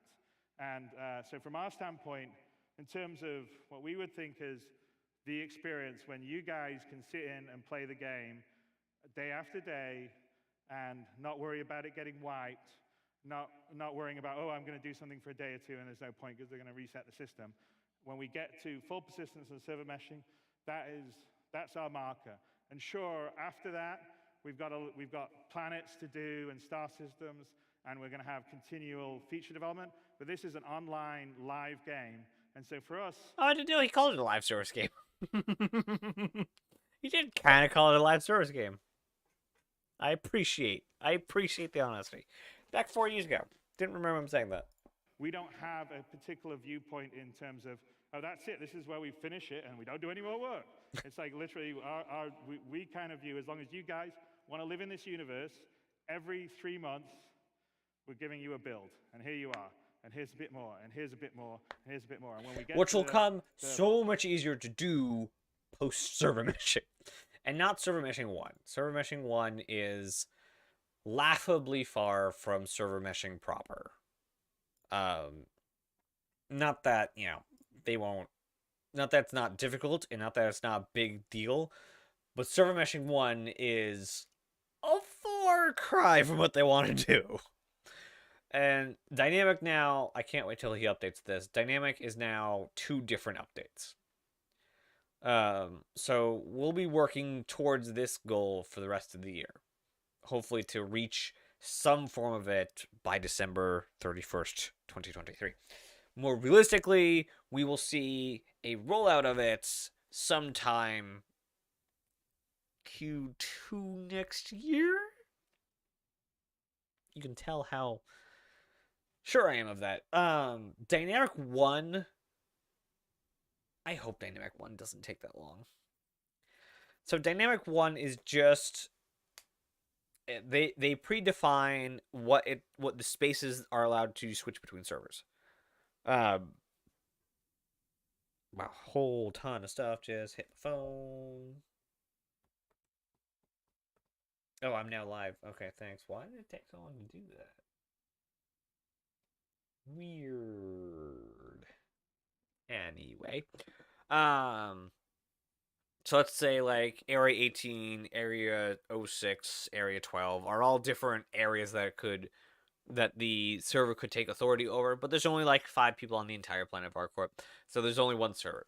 Well, an entire party of 500 people start joining the server, and so the server will then switch up to have each of those areas be a different server, so that the people can go over the entire planet, and you can still maintain the server. And Dynamic 2 is where the server gets to say where the boundaries of those areas are. So let's say the greater metropolitan area of Area 18 is where the server is currently, and then 5 more people join. So it shrinks a bit to be just the plaza, and then other server will be spun up to get like the spaceport. And then as more people come on and move to spaceport, the another server is spun up, so now there's 2 over the plaza. And it can keep subdividing the areas that it has over more and more servers dynamically. So that's Dynamic 2. And that, I think, will take a little bit longer. I would not be shocked if there was a year between each of these patches. So for 2024, we're working on static server mission. For Dynamic, we'd be working on for 2024 or end of 2024 a Dynamic 1, and then for Dynamic 2, we'll be looking for the end of 2025. Single shard, I think, at that point would be known if they could do it or not. I think they're going to try and get close to it, but I think we might only do a regional server single shard. So North America would have, or even, North America would have a mesh at the most. Or it might be the East North America, West North America, Europe shard, Asian shard. There might be one between Europe and Asia shard. And the biggest problem is that Australia would have to have its own shard if they can't make... And that's all because of light speed. I don't know how the universe gets over light speed. And the whole ping issue. But the fact remains that the Star Citizen pushes a lot more data than Dual Universe. So server meshing is the final goal. Full persistence and server meshing, I think at that point, that's when we're not going to be resetting the servers. It's when it will be an ongoing, living, breathing game. I'm about beta here. That, I'm not going to give you a date, but... Yeah, because if he would have said, like, they planned to do this last year. Like, if he would have said 3 years from now, nope, that would not have been a happy crowd. Because you can watch on our roadmap as we develop it. That was what was out at this point. Internally, those are what October 15th, October 15th, 2018. Yes, October 5th, 2018. What was out at the end of 8? Oh boy. No, that's November. That's November. Really? 2 patches in November? Oh, 3.3 through 5. Yeah, they split it up. So this was the patch they were on.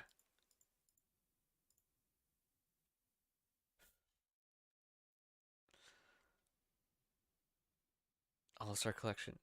Do we have that? I mean, they say they put in the... I don't know what that is. I've never actually seen that in the game. I've never been able to distinguish it. Item kiosk. Oh, wow. That was... Mining and planetary bodies, group system, quantum linking. Not a bad patch. This definitely wasn't a bad patch, but I bet... I would bet probably a lot of money that people back then really thought that server mission was a lot closer than 5 years out. Or 4 years out. And all these updates in between. Yeah. Super fun. These are sort of cornerstones that we need to get to. And yes, there's a lot of other things that we've talked about that we're also working on. But when we get that, we feel like it will be a game like no other. So that is kind of what we, in terms of road to release. But speaking of near-term release, 3.3, I think we're going to go wide to DTU. So, and that is what we did say 4.0 in some form on this year's CitizenCon. Even though it was October. October is... No, that's early Q4. So that's technically, like, that would be 320. It's really not realistic to think that, but if they could hit that, if they could hit a... Even if they say, like, 4.0 has gone to Evocati that day, that's still, the crowd would appreciate. As of today, so when you guys get home, everyone here will get access. I think we're going to open up to subscribers and concierge first, and then as long as things don't blow up too badly, then we're going to go full wide, and then we're going to keep hammering on it because we want to get 3.3 in everyone's hands as soon as possible because of object-constrained streaming and bang culling makes a massive difference to the experience and performance. And once we get that stable, and we need a lot of people playing and testing it because that helps us with chasing down all these sort of edge cases that are very hard to replicate. Then we're going to roll in the Hurston and Lorville aspect, which we showed earlier today. And I think it should be a pretty great patch when all that's said and done. And there's a lot of stuff in 3.3. I think we've talked about it, but it's quite a lot of new ships. I mean, I think it's probably one of our, and it's kind of fun. It's the first one we have a straight-to-flyable ship in the Valkyrie, which is cool. I think the Hammerhead's probably the biggest ship that we've got in the game at the moment, and it certainly has probably got the most firepower of a ship in the game. And you got the Phoenix, which is great to fly around with luxury, and then the cool new Mustangs, and all the Tumbril variants are really cool too. So I think it's going to be cool. I'm looking forward to you guys playing it. So that's that. If we just go forward, one extra thing we're going to do, and I don't think any other company that operates an online game does this, or I'm not aware of someone that does this, but we collect telemetry on, obviously, all the servers and all the clients that are connected to us. And so we get a good idea of what the frame rates are, what the machine specs are, what the latency is, what the load times are. And we've often had debates, because we see a lot of anecdotal, frame rate sucks, and everybody's frame rate sucks. And we're like, we're watching the data, and that's not exactly what our data says. So we decided that we wanted... So I'm curious. I'm very curious at this point. What does it say about my computer?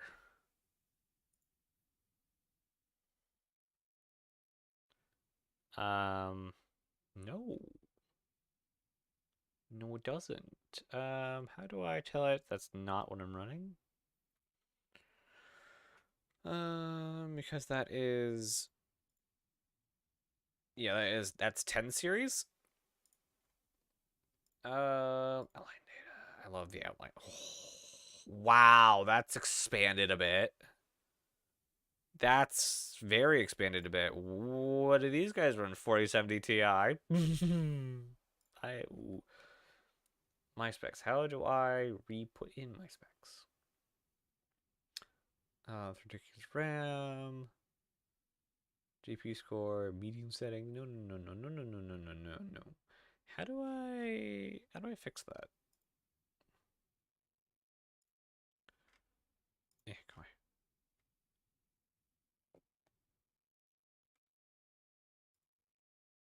Oh boy. Okay, that's not what I wanted. Where is... I assume I'm logged in. I'd say about 4 hours ago. Yeah, I'm logged in.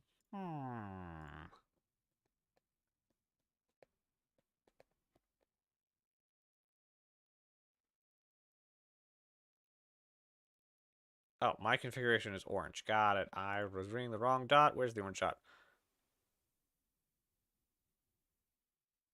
Why is it over here?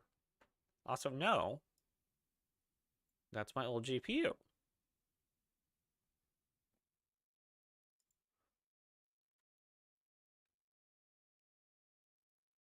How do I tell it that's not it?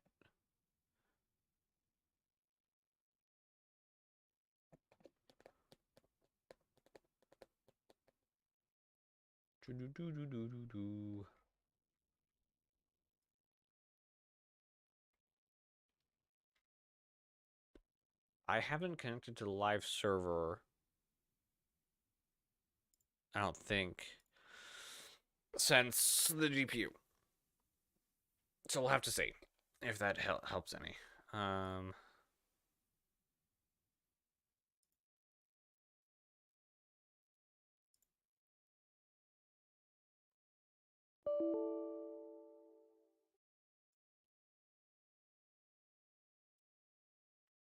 Now I need to verify?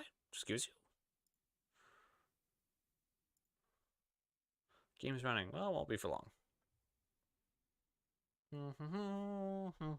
That's another thing I haven't checked yet, is if I can run Star Citizen and OBS at the same time. Though, it's not in frame yet, but over here, I have basically a pile of old parts, which I just need to spend about $300, and I will have a second PC. Not a great one, but I'll have my 1070. And so that will give me a streaming PC, basically. The question is CPU. I mean, if I could get... Where does my 70-something 100K? That should work. That should definitely work. If it's only used for streaming, it should be fine. It should be absolutely fine for that.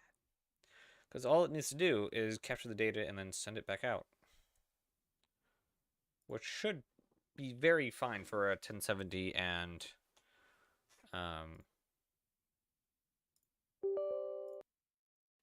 7600K. Yeah. This one's the AMD one. So I'm running now. Okay, so let's find out how exactly... I don't know if I should do this on stream or not, so we're gonna go here with it for now. Just in case. My time zone's also off. Oh,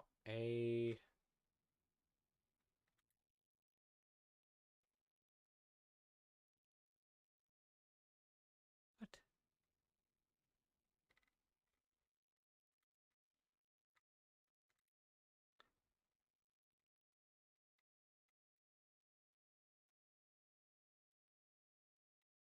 Why is it by city?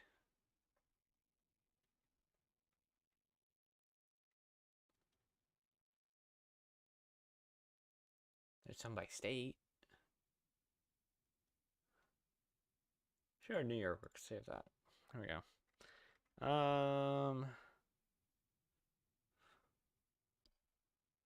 profile?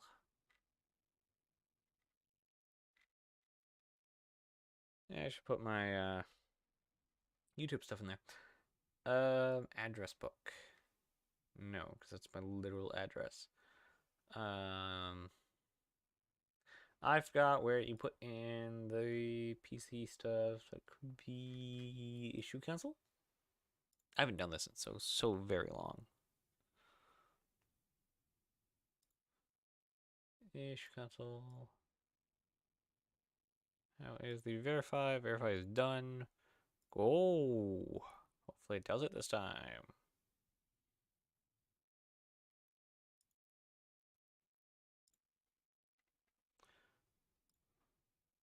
Settings. My device. Failed to decompress. Please use the CIG launcher settings. Analyze files. Verify to. Alright, option to verify the content for. Okay, so I need to do something for that. New device. PC. Enter configuration manually. OS is Windows. Okay, how do you get the DX tag? I forget.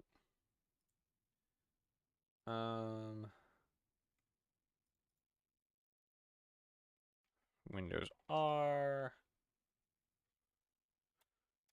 DX. Would you stop popping stuff up? I need to actually go into that file and figure out what's wrong with it. Star Citizen. Oh.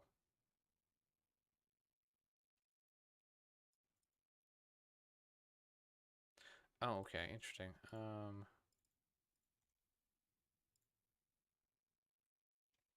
Let that do its thing for a second. Windows R DXDI AG. Do you want to check if your drivers are digitally signed?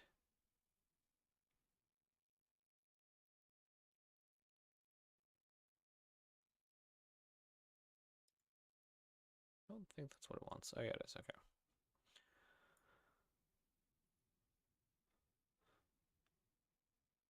Yes, this is all I want.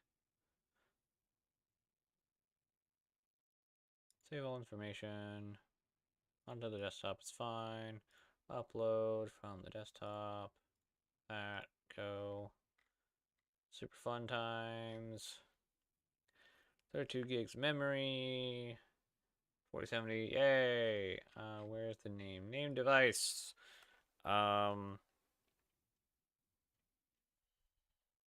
Let's see here.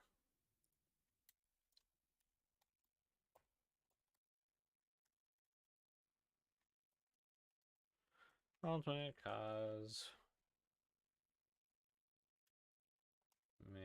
power is what I'm going to be naming this PC configuration. Okay. Ultimate cosmic power is there. Now what happens if I go to telemetry? Nothing. So I do need to log on to 317. It does not have stuff for 318, so I need to figure out what's wrong with the thing. That. Right. Verify again. Yes.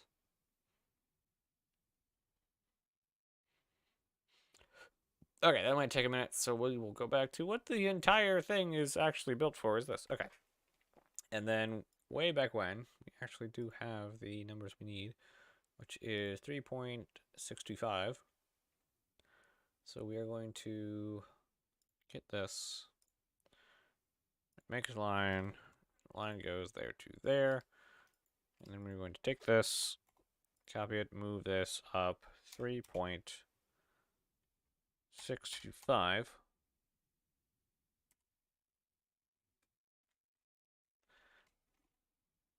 You know, I don't think that's what that's supposed to be.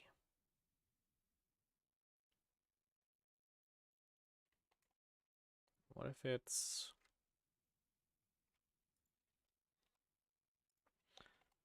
Is it 0.3625?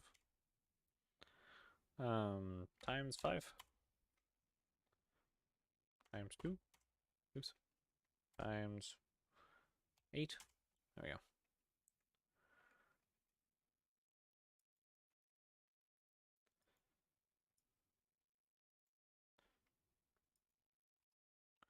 Then we're going to take this. We're going to make another box. This. Oh, that doesn't cross in the middle. Let's say it. We're going to take this. We're going to take this. We're going to take this. We're going to go down by 0.5. Then we're going to copy that times 8. Okay, that's not what I wanted. We're going to take that to that.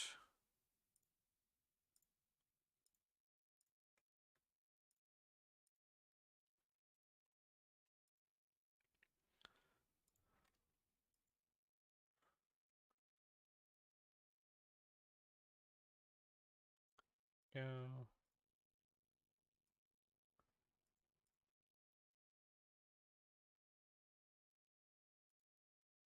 Sure. Actually, I thought, well, that would work.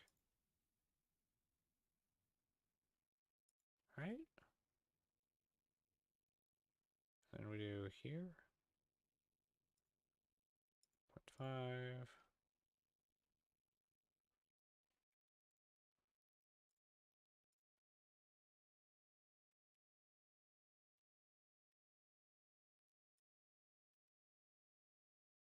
Yes.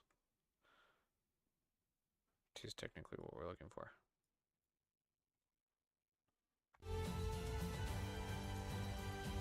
Okay.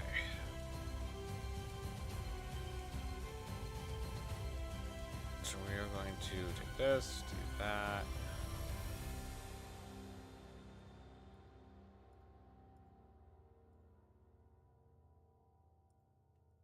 Yeah, just take this. Take that, move this down to here.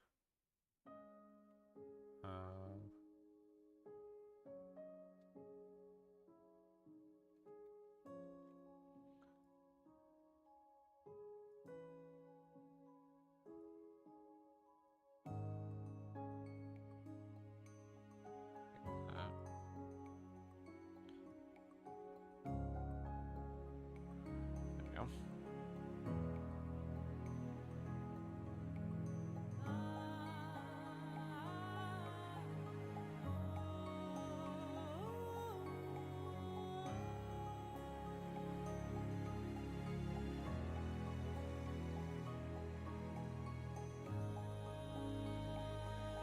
Times 7.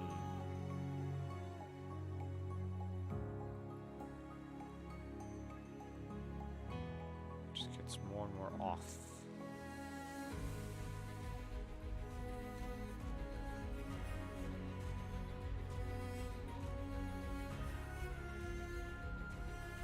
Okay, let's try a different direction. Take this. Make. Oh, that's why, because the angle's off. Where's it?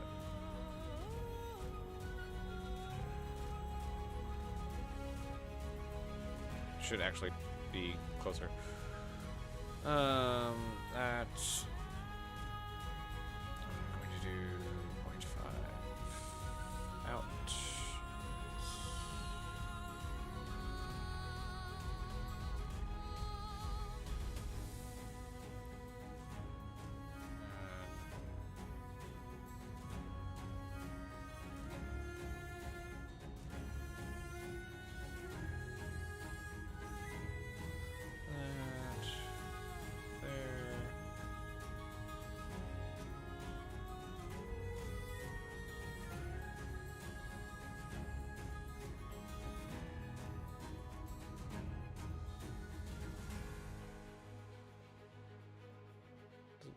Same width. Oh, because it's separate. Oh. How do I fix that one?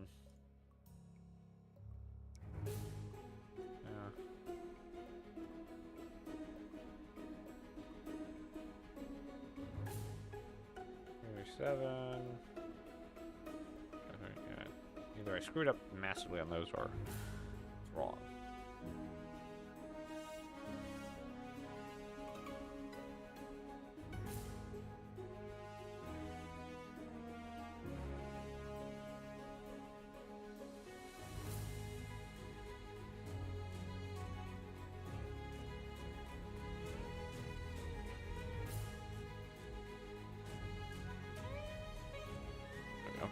Correct, at least.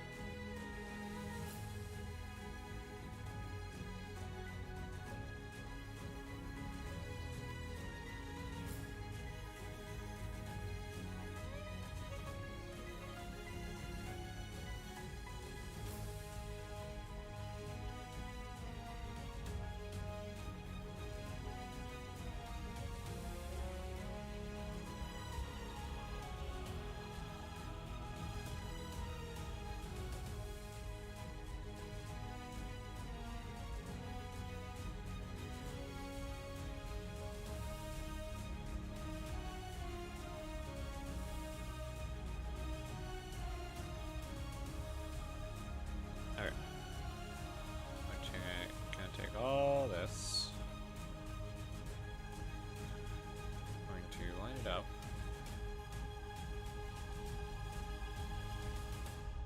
Don't know why you're down here.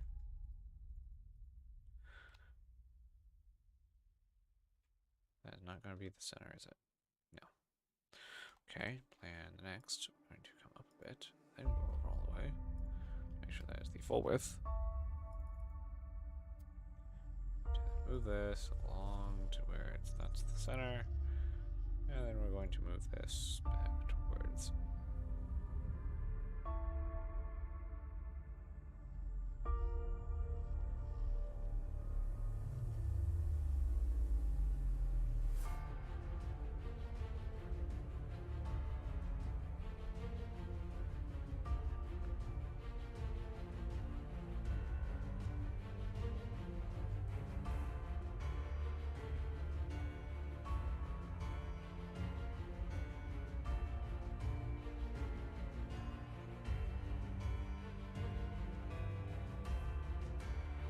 Times 4.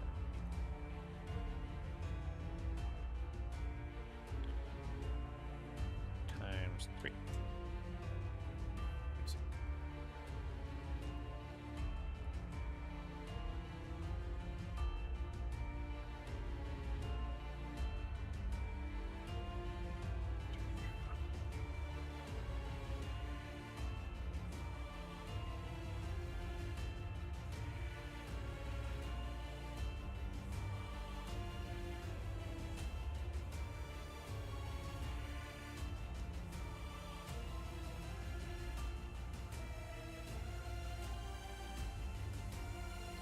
Yeah, it's not perfect. But at this point, I do not care. No donuts care.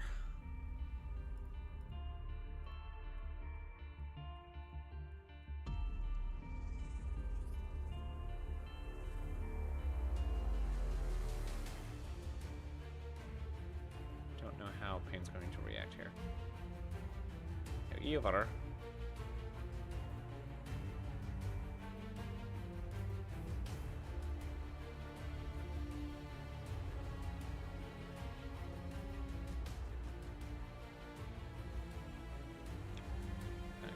That, and then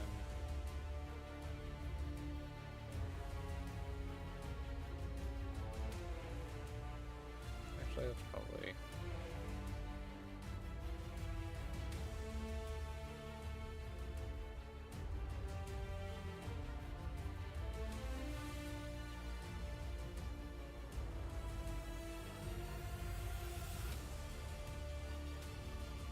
the exact opposite of what I wanted it to do. Very sad, very sad.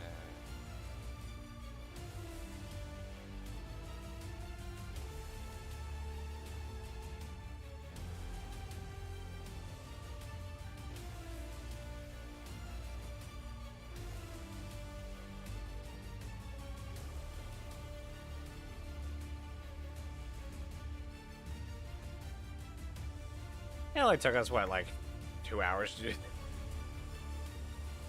Oh, it looks so thin too.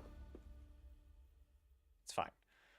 It's fine. So that is what every in between the hallway is going to look like. It looks so bad though. It looks so bad.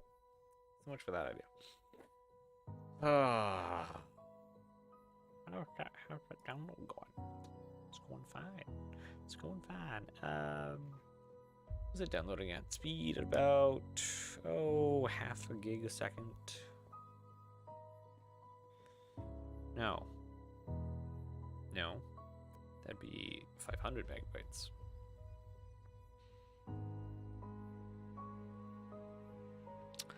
Right here then. Alright.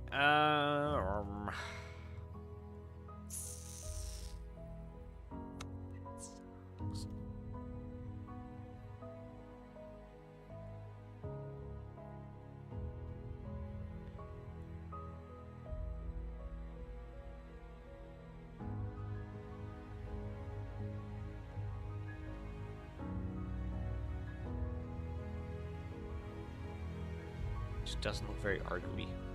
Looks very consolidated outlandy. Not very argo-y. Okay, we need to dive back into our... nope, it's not there.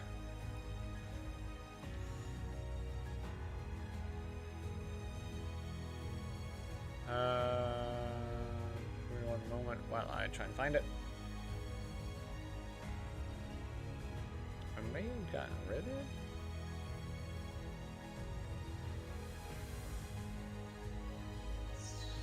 Aegis stuff.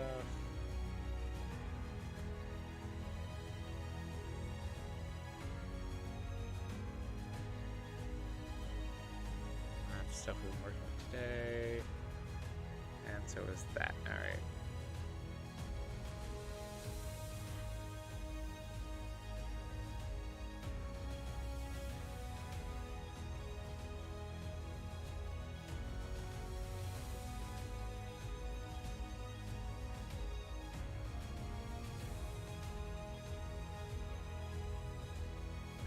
This is what we'll start with anyway. Interior. Argo.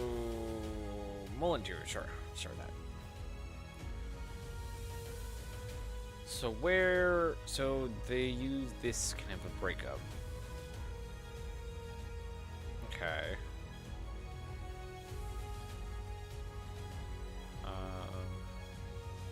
Save image. Nope. There. Oh, ooh, that is an art station. I will absolutely take an art station. Link. I cannot wait to be able to do this with Blender. Man, I'm gonna have so much dang fun in this. Okay, where is that shot? 3/4 this one. Save. Nope. Save. I'm going to open that. I swear, if you don't start saving it how you are.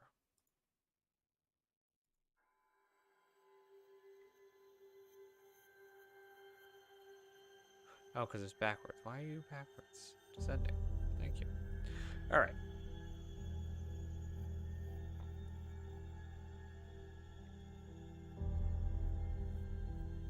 There we go. I can't tell your view was on top, can I?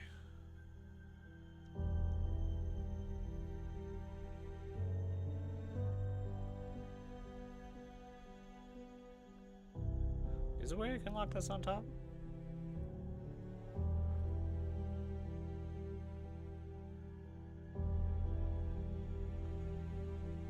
Yeah, it was like Windows Shift A. Nope. There's a way to do it. I know there's a way to do it. There's gotta be a way to do it.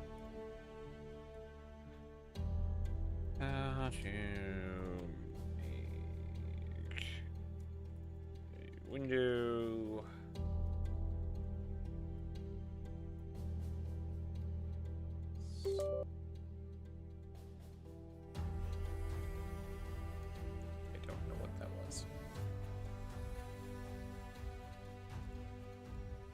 was that?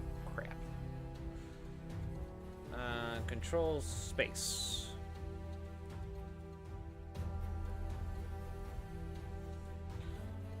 Control space. Did not work. Not at all. Great, thanks. That did not help.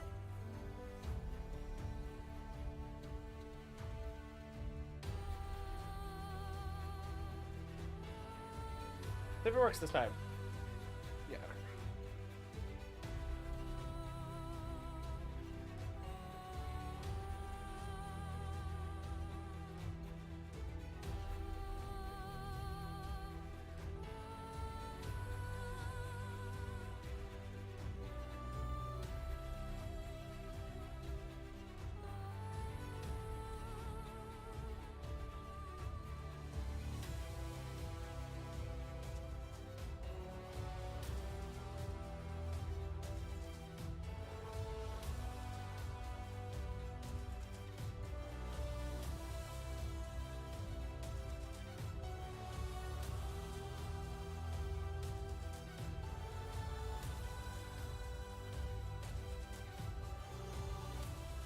Break will be very soon. Take a break very, very soon. Let's see. Waiting for game.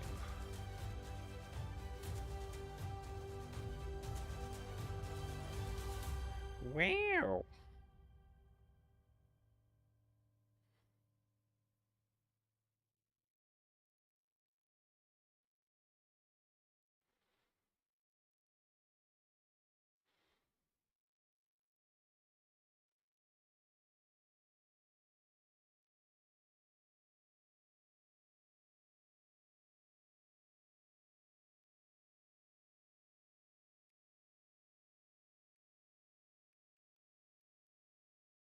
Why is it being weird?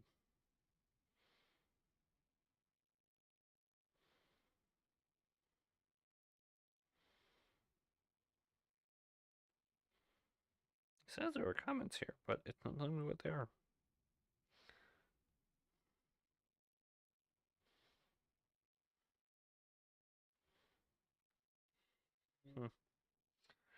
Hmm. Very interesting. Where'd it go? It says it's running. It's attempting to launch.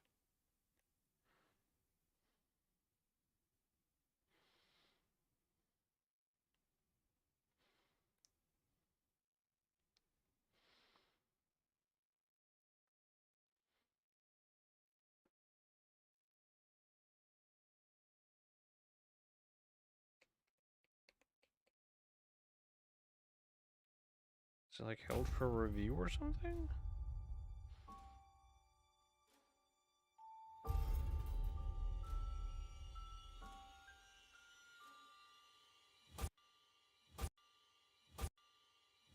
Oh, that's not good.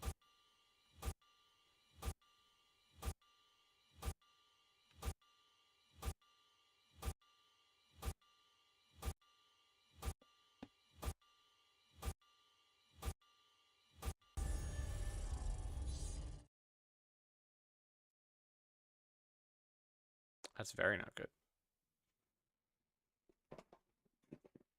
0 drop frames, everything looks fine.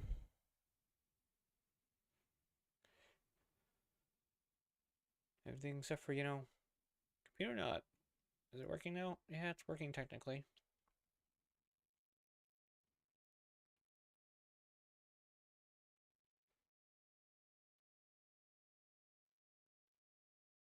Where is said comment?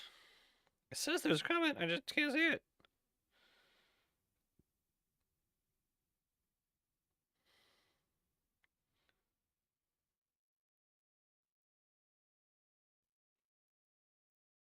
No, there's nothing held for review either. I don't see it.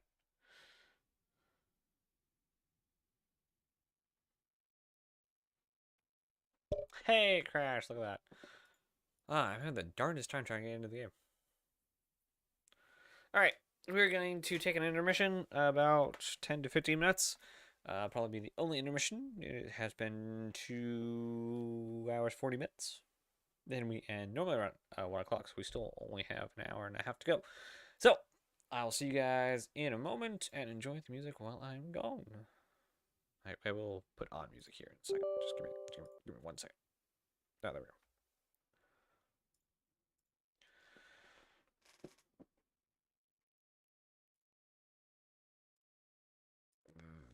There, no. There we go. Okay, be right back.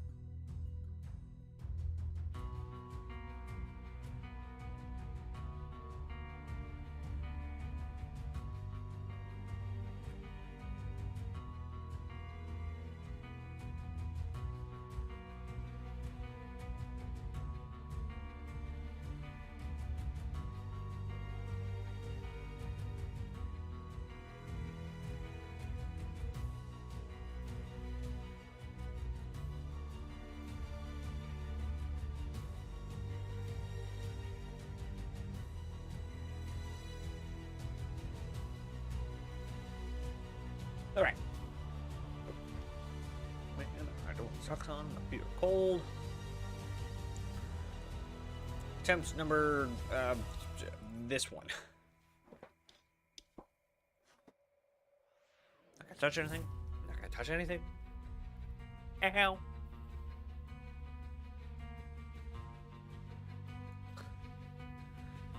It's taking a really long time to actually get this going.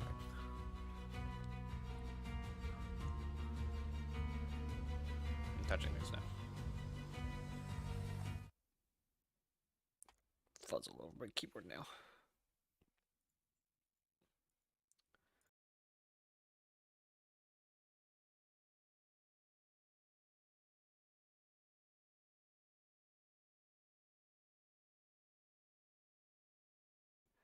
Why?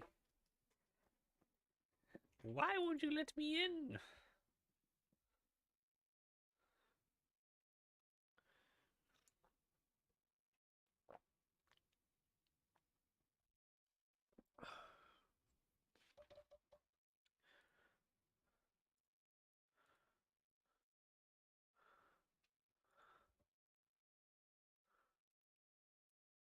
ARGO for your submission.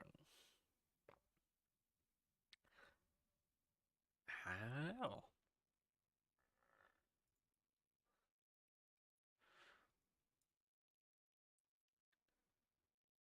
That. Quit that. Quit that. Quit that. That. Okay. We're also gonna close this for now. Control S about a dozen times. Close. That we're not using. Okay, give me a moment. No, that's not what I wanted. I wanted that one. Let's see. Close all those. Close that. Close that.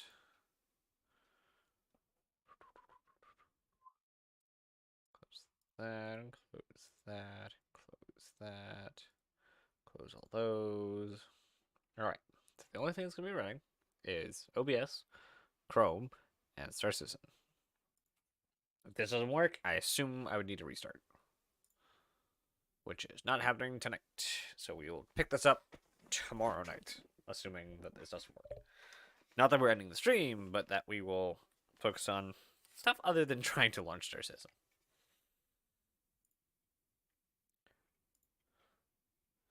We're... Oh, I haven't actually like done any of the stuff. It's fine. This is an older overlay, but checks out. Oh, it's crashed already. How odd.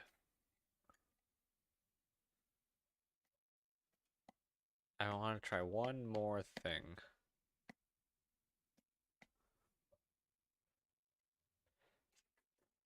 Cat, what are you doing?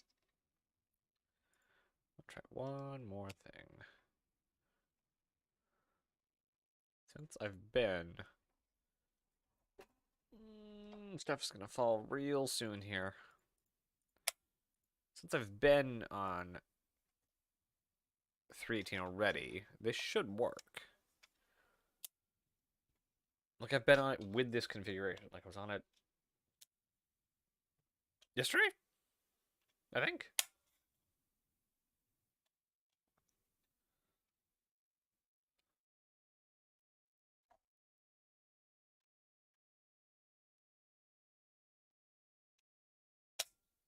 Okay, that's somewhere. And, okay.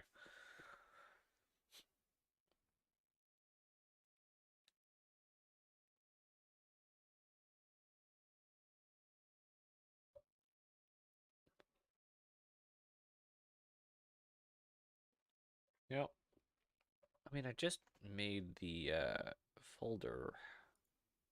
No, I didn't. Ooh, that might be a thing.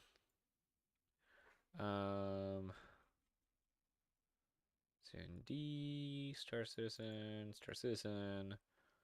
Live user client 0 shaders. Honestly, I'm just gonna delete the entire user folder. Okay, so that worked. We're here. But the problem is we're trying to get the telemetry update is what we're trying to do. So now let's launch it, see what happens.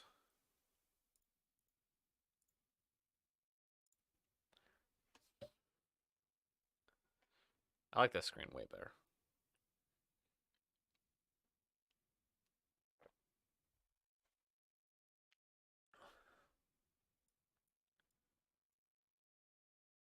Oh god. Definitely not what I want. Just want that over here. There we go. Now there's not icons over there. Why is it being such a bill? Why? Verify. Sure. Go right ahead. Go verify all the files you want. Where's the submit? Give me the submit button.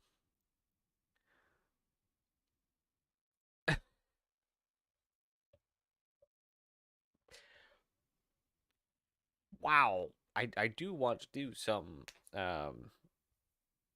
Siege Vorsen sometime eventually.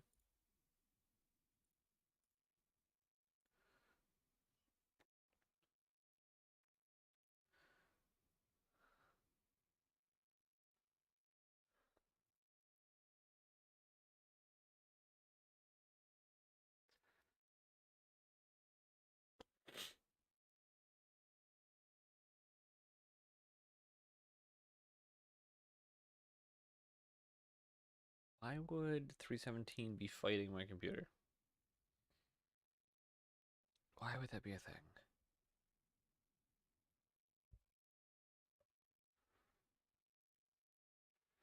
And it's about to crash. And there it goes. Gosh dang.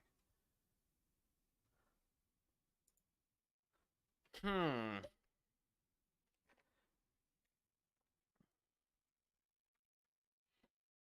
Hmm.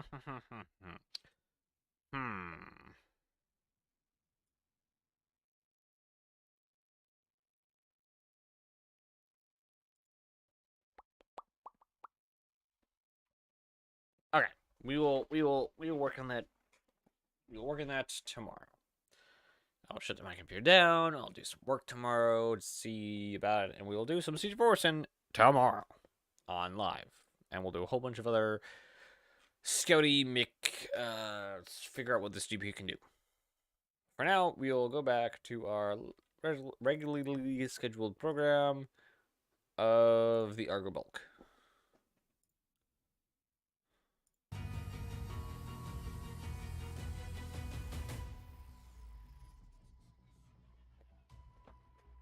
Okay.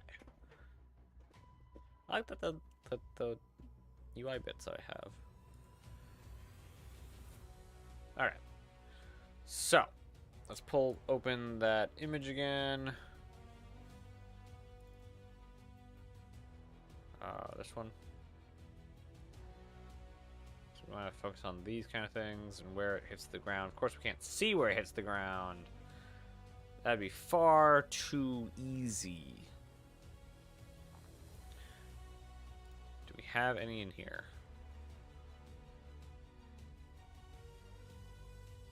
I mean, there's that. So it's basically, again, an I-beam. And then that comes straight up out of it. But it's not very thick, is the problem. So I guess we will double that up. So we're going to take this. We're going to come in about 0.1. Yep, okay. Just put that all the way up to the top for now. Oops. Let's try that again. 0.1. Okay. We gotta make a, well, no, we can just make group. Actually, we do want this to be a component. You are now component. We're gonna call this, Invert. Vertical.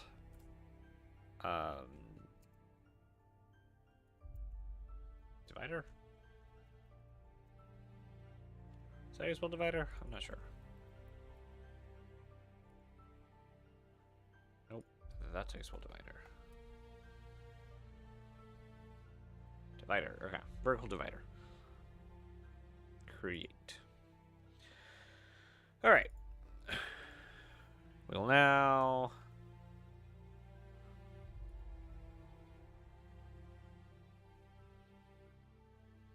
So the entire thing is 0.1, so we want not a third. I think 0.2 will be fine.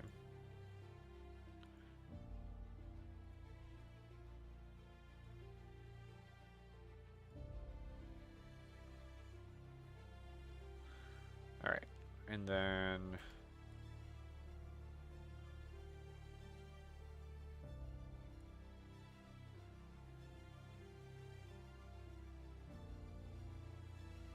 Not really helpful. Right. It's weird. So look. So it goes up a little ways and slants in. Problem is this entire wall is slanted. And that is not something I have in the model here. And it's not really something that these corridors currently would facilitate. So that's gonna have to be a thing. Either we need to make these corridors wider to facilitate the slanting in and the, which I think would be a really good idea, because I don't think Argo would have rectangle corridors. They would have that kind of very RSI, well, a Constellation style corridor, which is really weird. They kind of like cross-pollinated their design or the shape language. So instead of it being like a hallway, we would, let's get out here. Let's see, let's get a square going.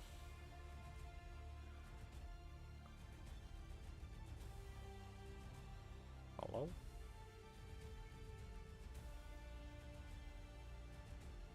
Yep. I'm gonna raise this up. Wait, how long are you wide? Fine. You are 1.5, so we're gonna 1.5 you up. We're gonna need a Chris here. Yeah, definitely not big enough. So we're gonna do another 0.5 up. Like these are supposed to be like background areas. There we go. And so we want to split this into thirds.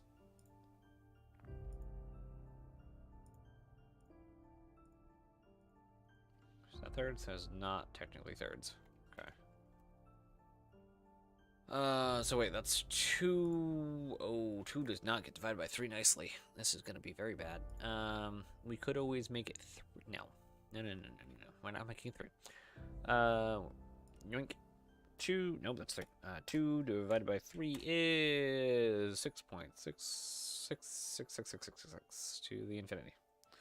0.6. Oops. There we go. 0.6. Actually, it's going to be 0.7 points. Okay. So it's going to be 0.7 there and 0.7 there. However, we're going to have not 0.7 in the middle.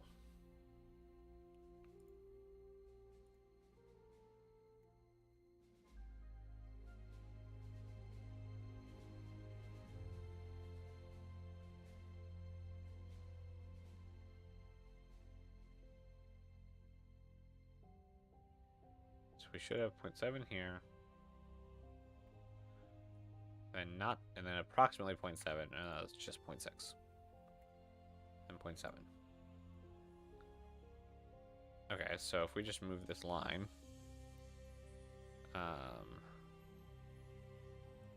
yeah, that much. Oops.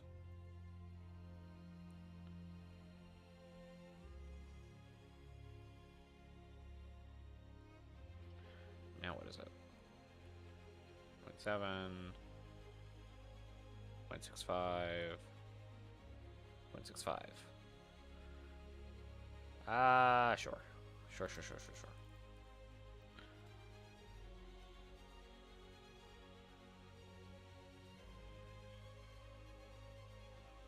Face, thank you. Alright, so now we're going to take this, and we want, from the center point, 1.5 in each direction, 1.5, then we're going to take this, get that, and then we're going to hopefully just yoink this right out to there.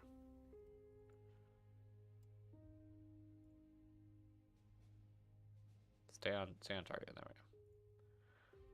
That's not where I told you to go, by like any stretch of the imagination. Just stay on that. Be there. There we go. Oops.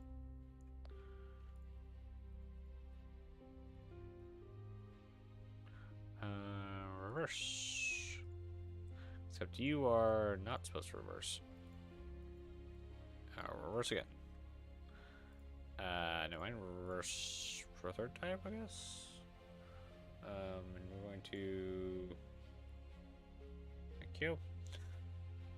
Alright, so this is how we actually need these coordinates. So this changes the entire layout.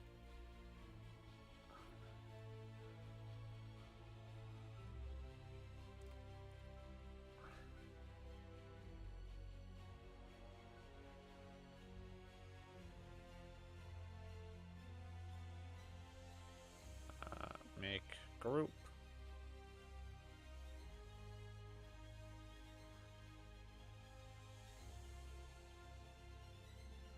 That's weird. Actually, I don't even need to do that because it's already a component somewhere. Vertical divider. This is gonna screw that one up, but it's fine.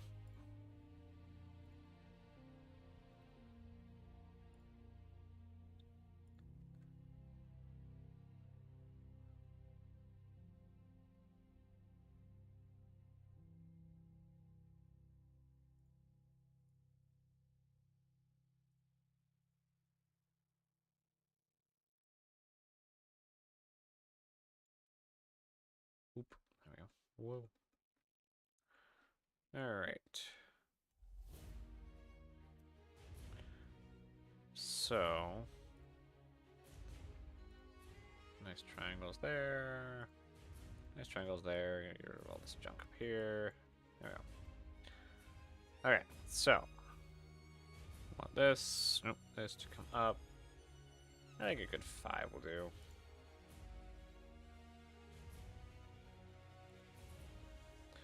And we want them to kind of curve in.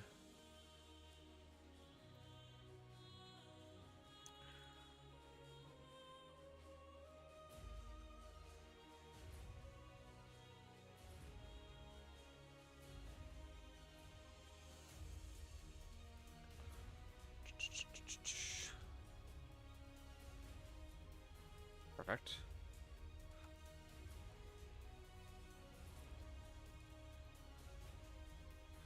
That's not how follow me works, but oh well.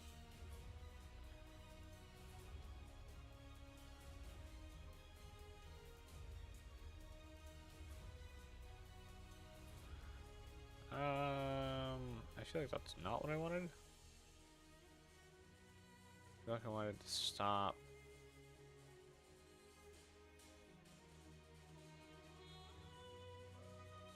Yeah, it just bends to it.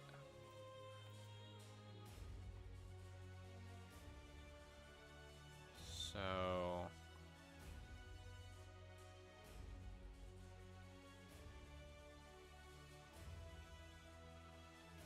That would need to go higher.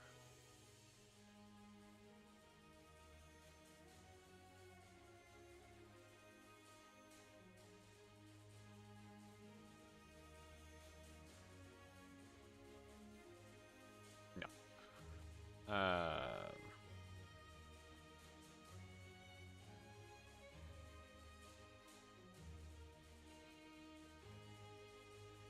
No, it would need to come forward. There we go.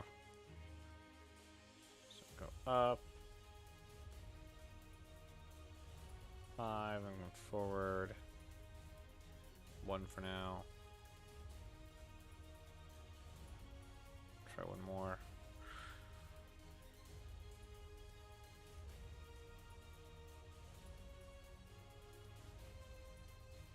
Try one more.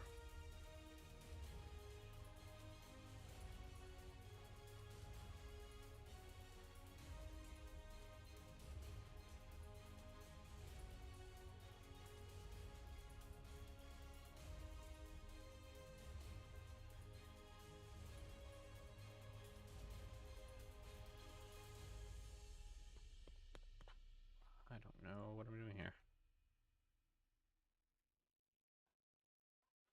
I need the thing to start there. Oh wait, there's an arc tool.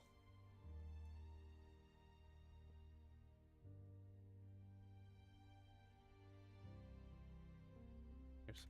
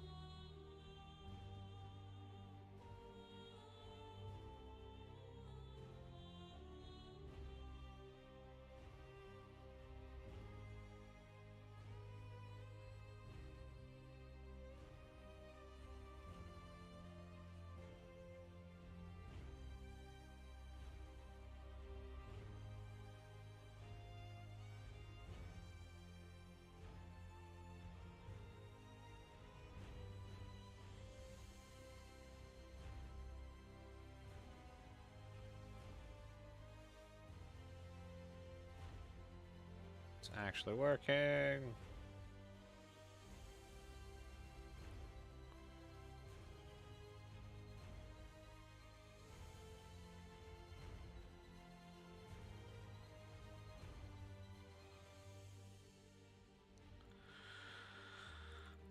That. Perfect. Okay, now we take this and we run these all the way up.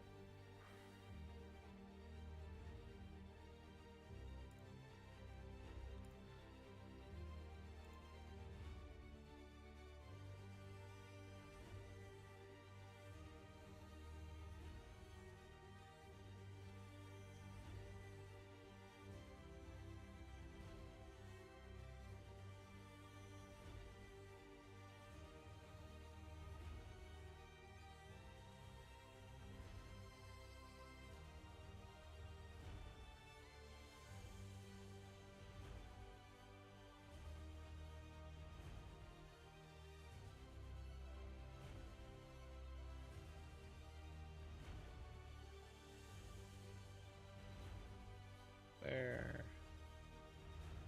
There goes there.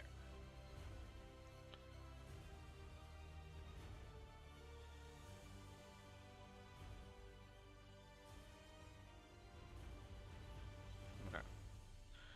Biggest problem with this, it's not correct. Bida bida bida.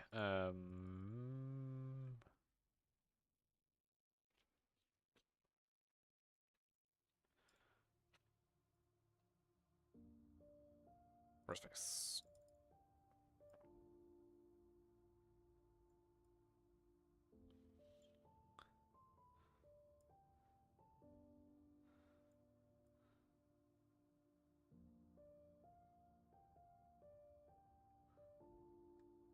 That's fine.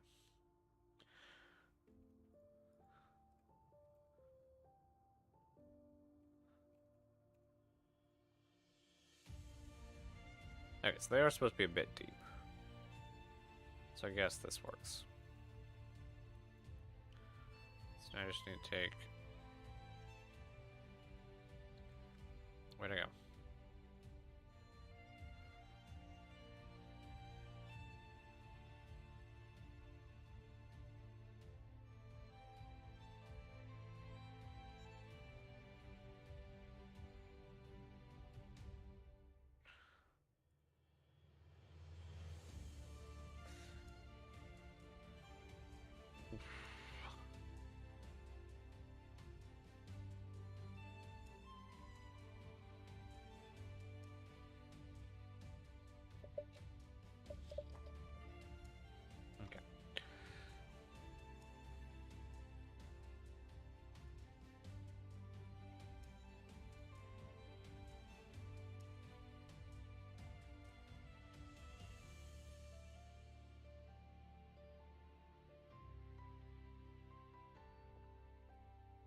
this works.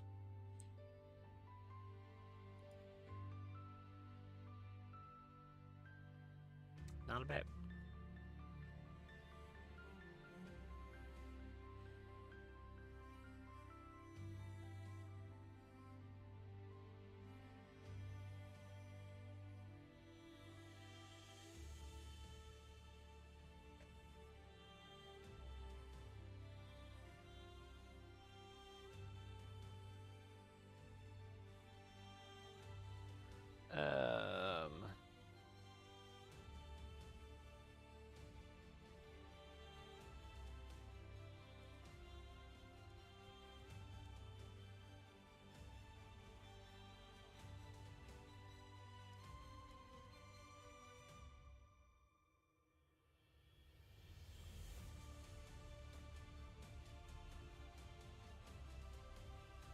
It's fixable.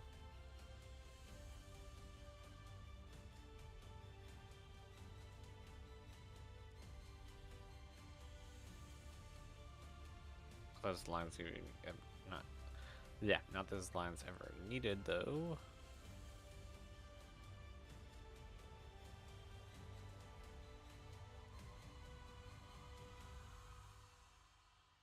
Jeez. Ah, jeez.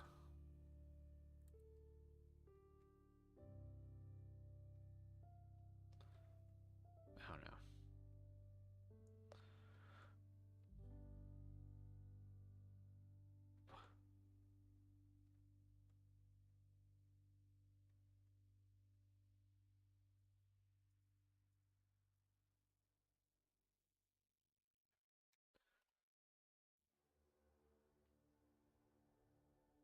Oh. Gosh dang, that was annoying. Alright. And this goes... I want to continue. Can you not go straight? No, you don't know what straight is, so you have no idea.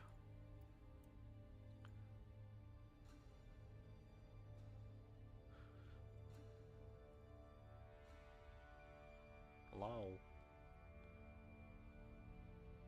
Gosh dang it.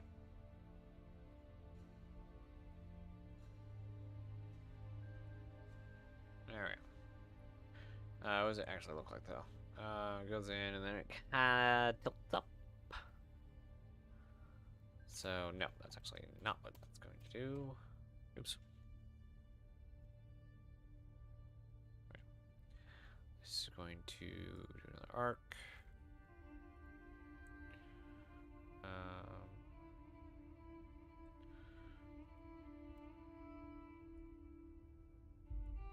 0.4. 0.4.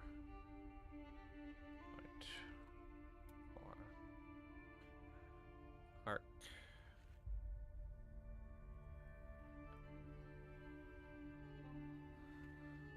That is how I should have done the bottom. I might redo the bottom. Oh wait. No, that's not it. It's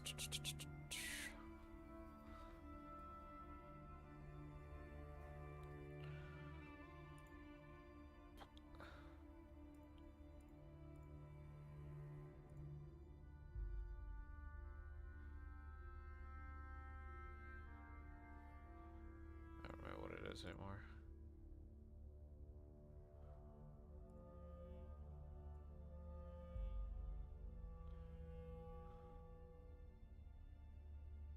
What are we working on? That.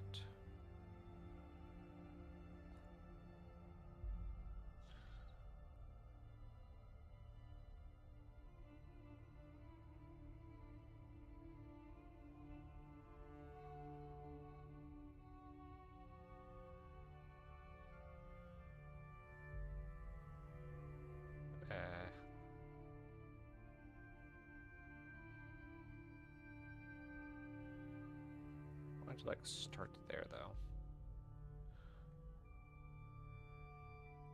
I want that to be the corner.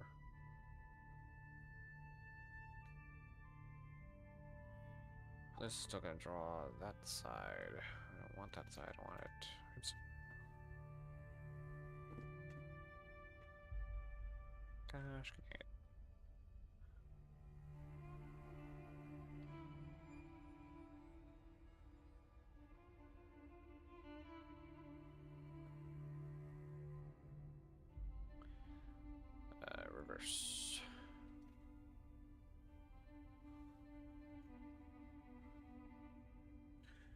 Okay, so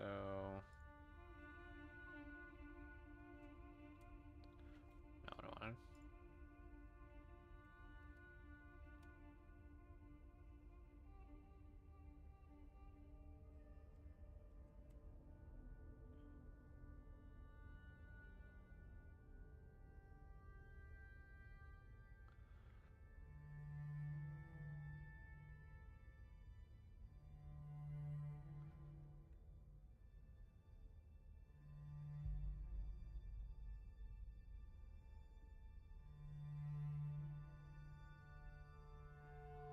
I don't trigonometry. This is really sucking.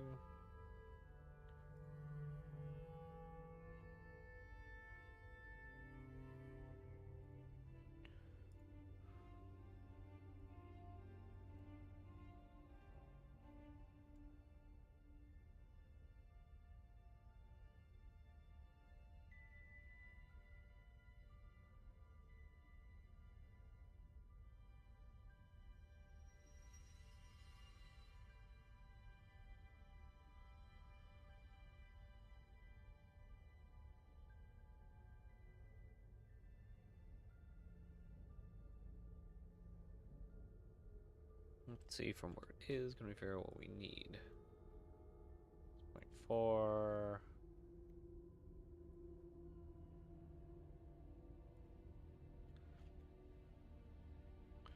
It's like 0.2.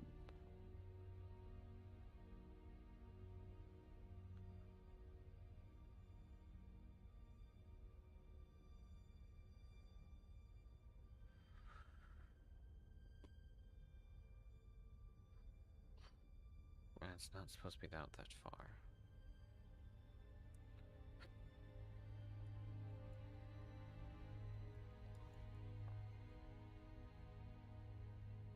I have honestly no idea what I'm doing.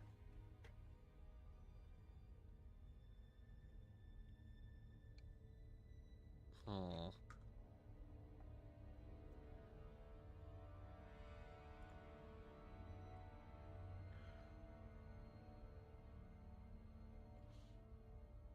Nine? Why is it 9 thick? What is this? 4? I don't think it should be 4. I don't think it should be 6 either. I think it should be 5.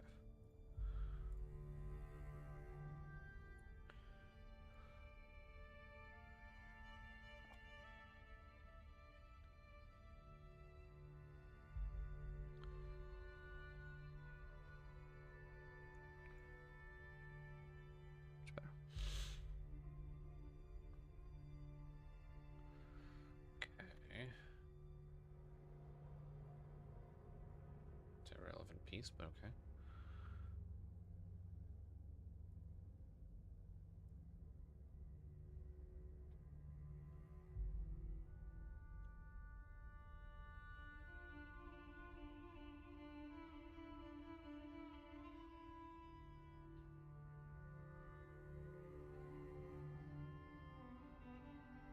Like, that's the curve.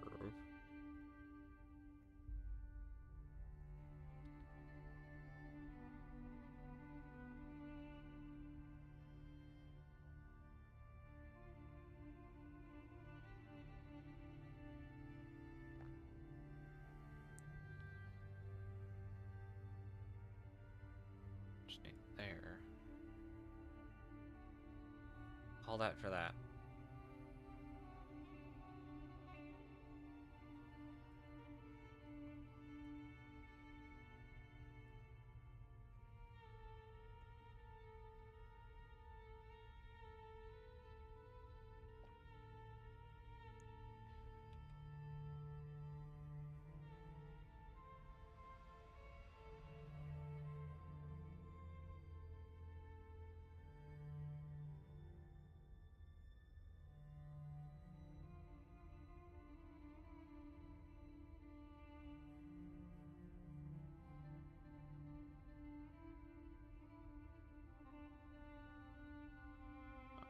Just reversed it.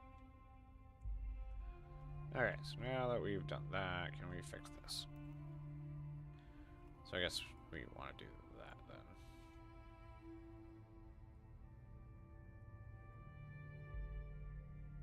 Alright.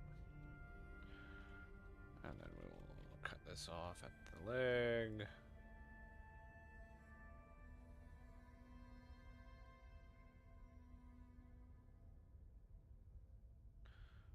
Undulate the curve. And then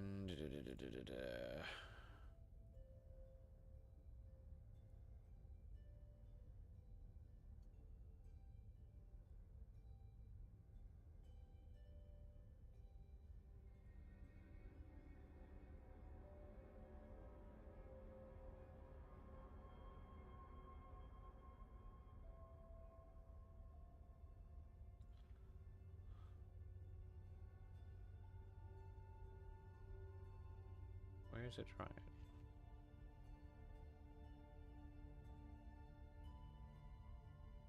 So that's not the correct one again.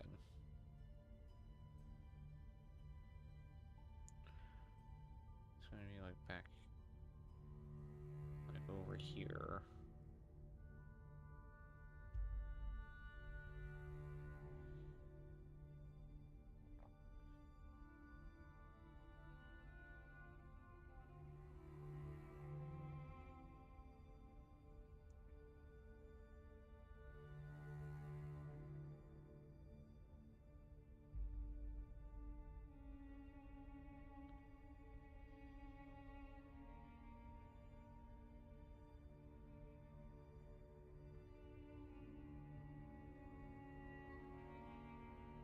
Is that any better? It's approximately 0.1.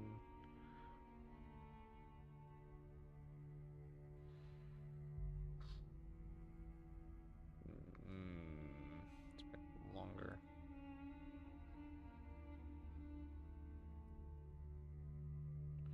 But I guess it's a bit smoother as well. I don't know.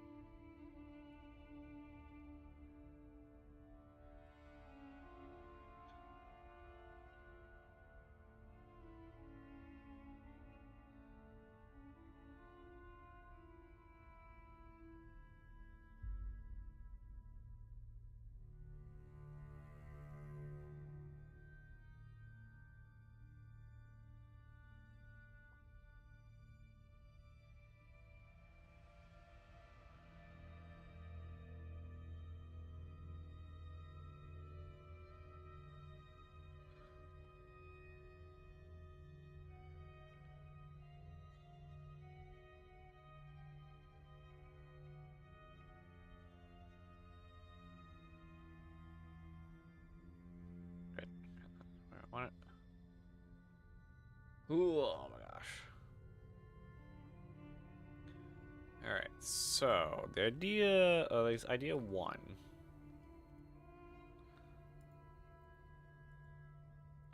is to have it like the raft has it, and just take these, basically just go up.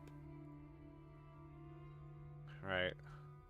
And to not have them come back out, because they don't.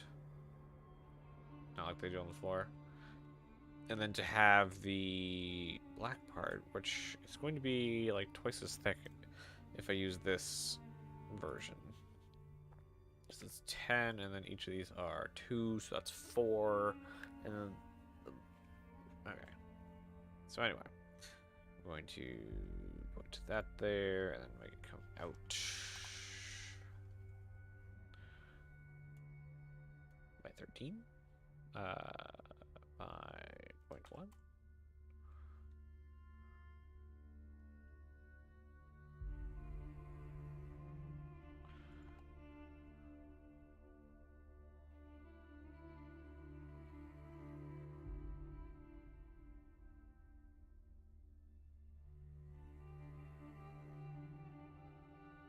Nope, definitely needs more than that.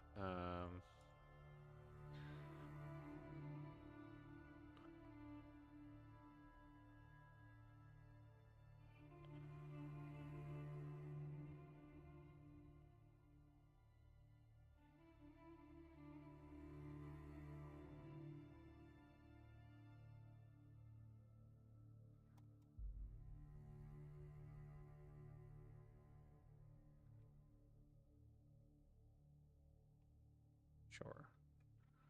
Oops. And then that is what's going to kind of curl back with this. So this is now how deep? 15.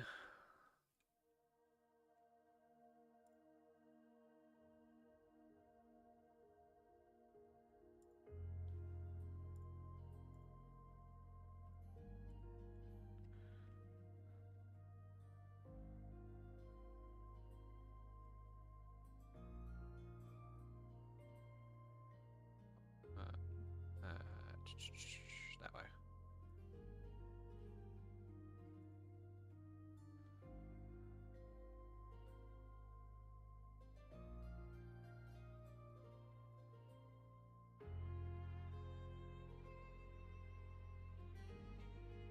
Oh no. What's the launch? Oh, that's the containers.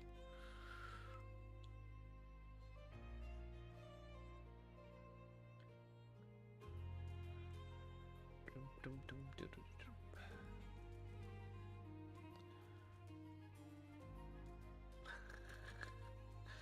I don't know how that happened.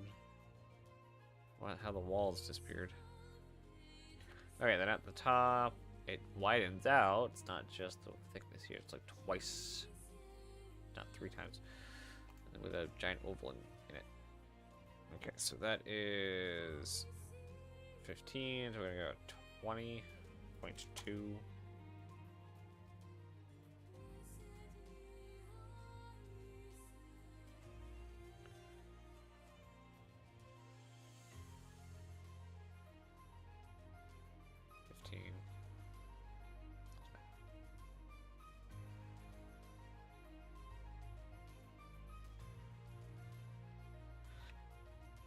That's not 45, is it?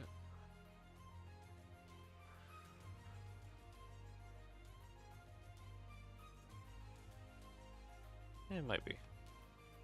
Just looks a bit strange here. The biggest problem here is, well, no, actually, that's not a problem, actually.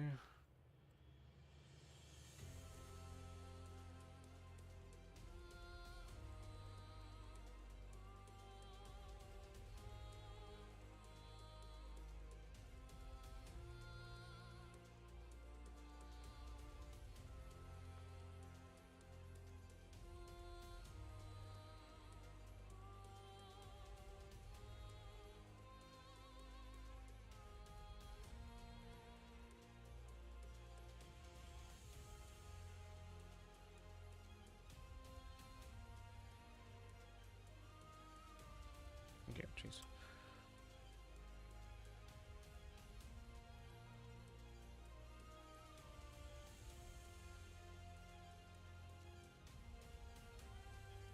Why is that there?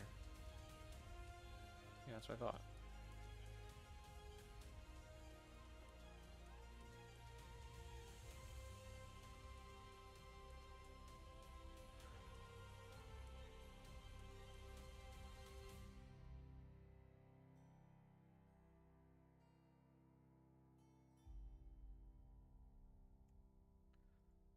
I don't understand why it's doing this.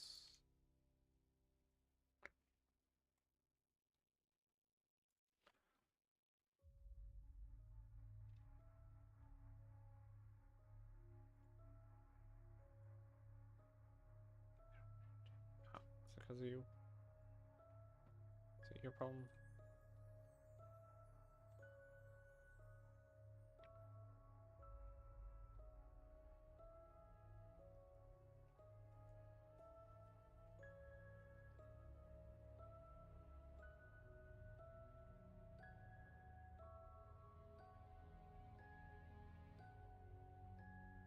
Yes, I do believe it was. Alright.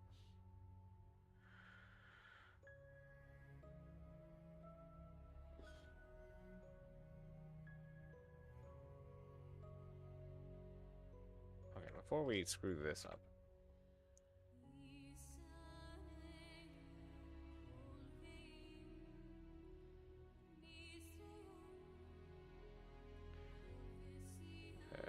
Intersect with model, Q, get rid of all you.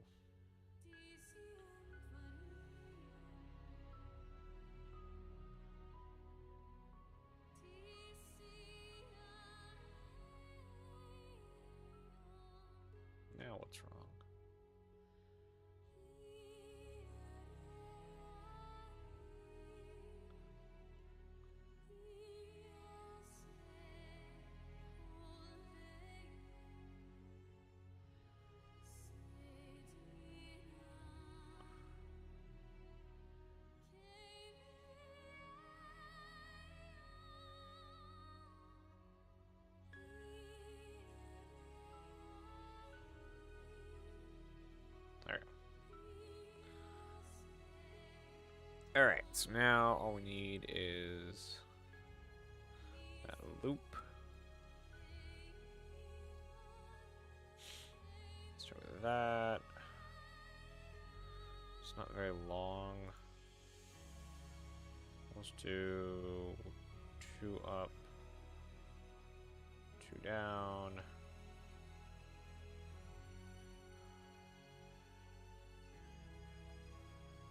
Five.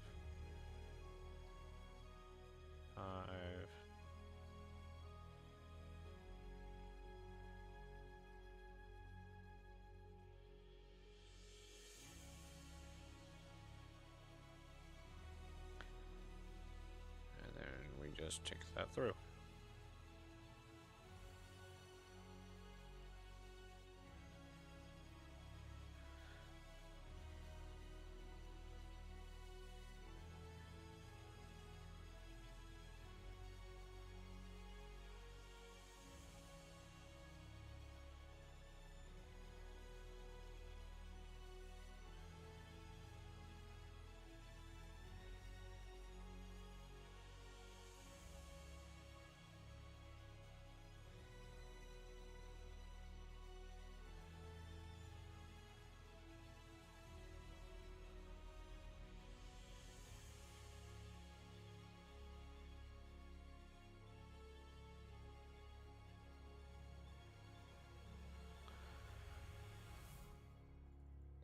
Okay, just to make sure everything's softened.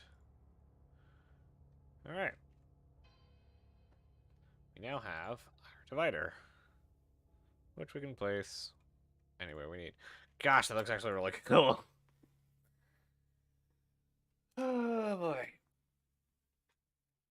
Alright.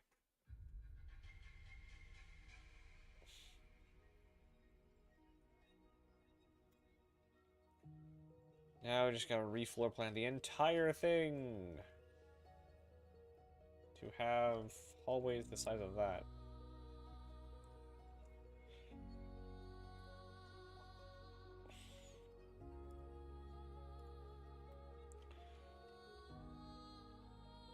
Which actually uses the space a lot. I'm not gonna say more, but less. But less with a purpose, I guess. So we're gonna take out all of those. Because we're gonna need space.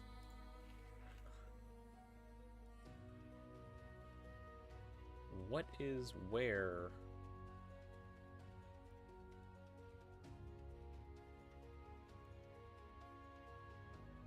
Aha, okay.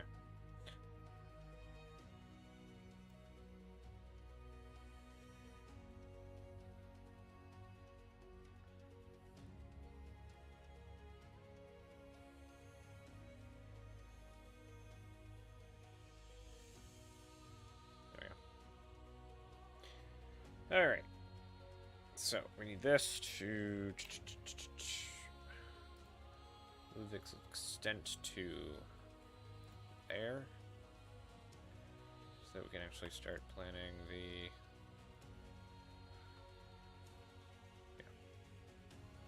new hallway edges, go there.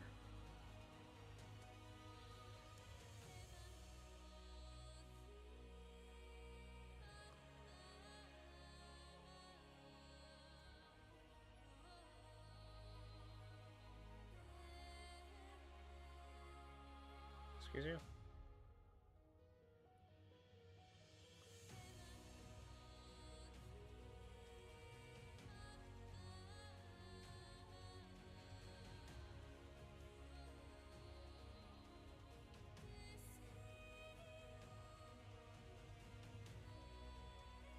Alright.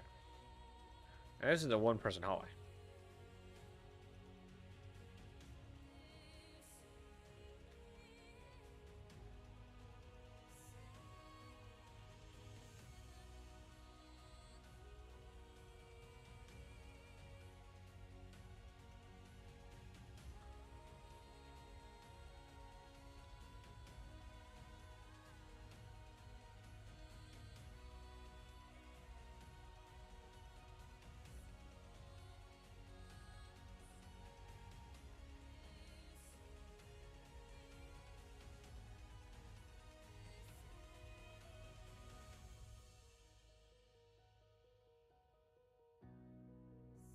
Oops.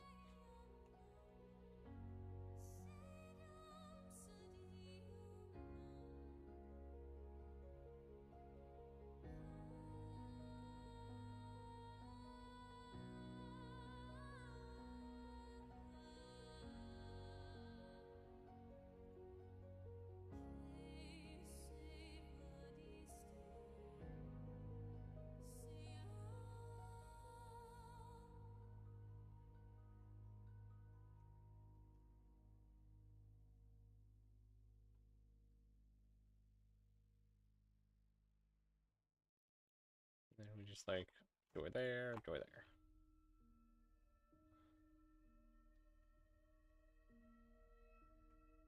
Cool.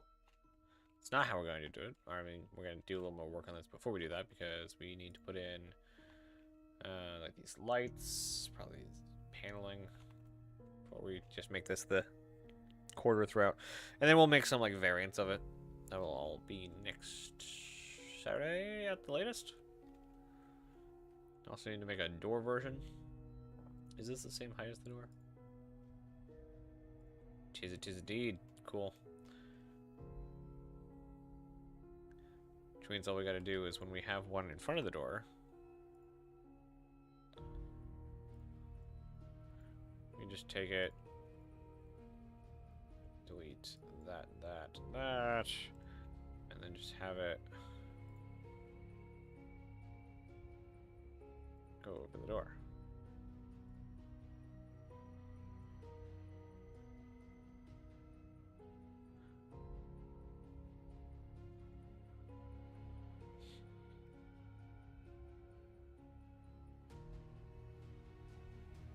Yeah. I think that was great, actually.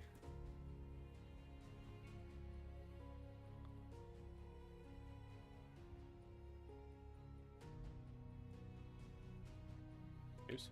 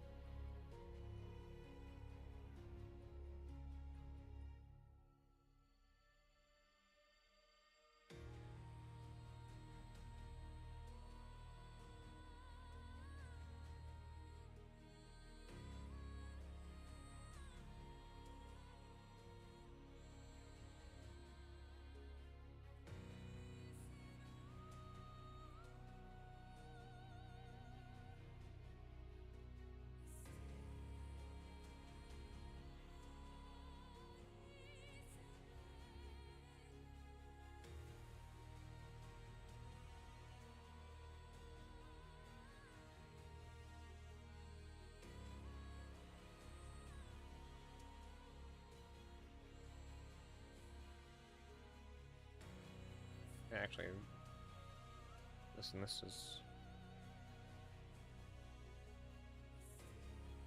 Yeah, on the wrong side.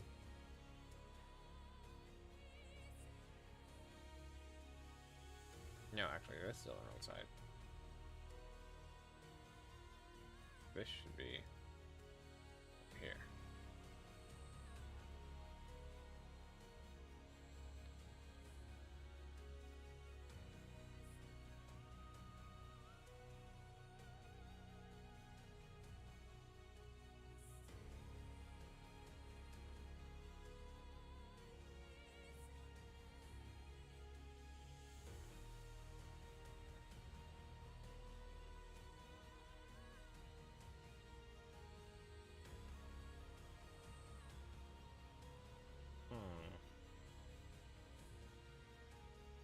Make the measurements a bit off, but we'll do that.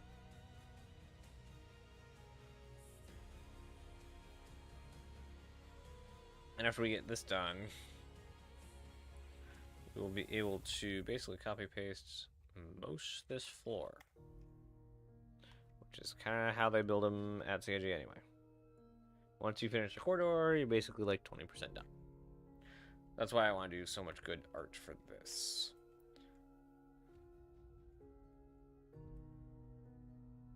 So I think what we'll do is actually we'll make a like wall sections.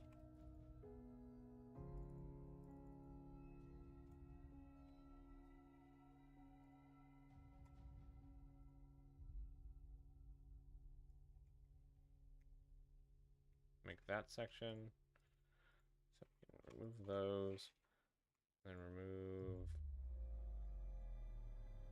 that. So make like wall sections and these things, and then roof sections and floor sections. And then we'll use those to kind of piece it together. That way we have a little more freedom, and we can do this a lot easier without having to make so many bespoke modules. I know, it is this side that goes there. As long as this side goes here. Oh, wait, no. This goes, oops. That goes there. That goes there. There we go. And this goes somewhere in between.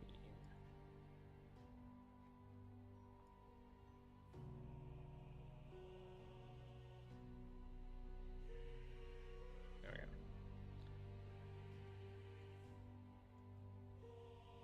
So technically these hallways need to be wider by a little bit.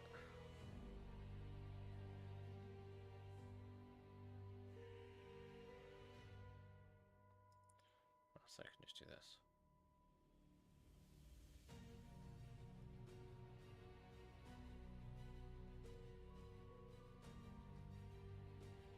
A more accurate way of doing that would be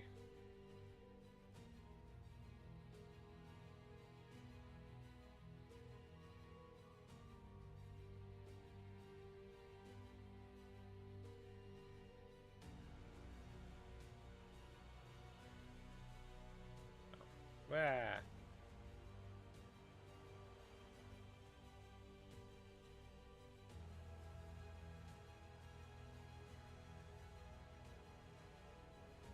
There we go.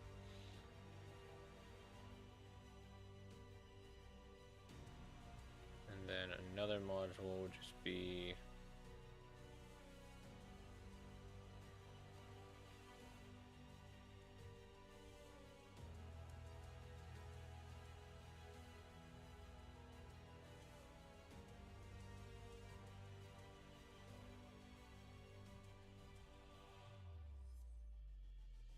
no idea where that would actually go to.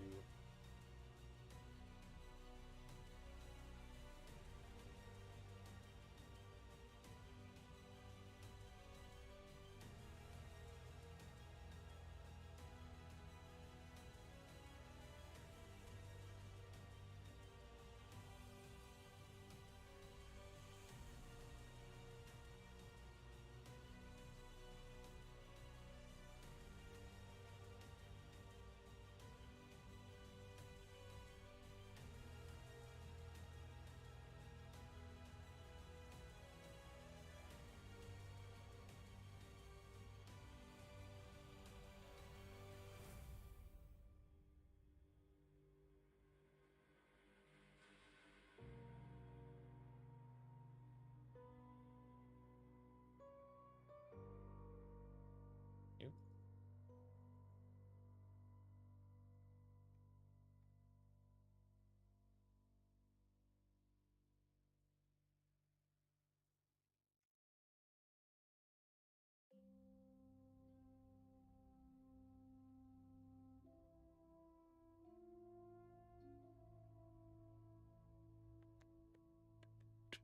This one.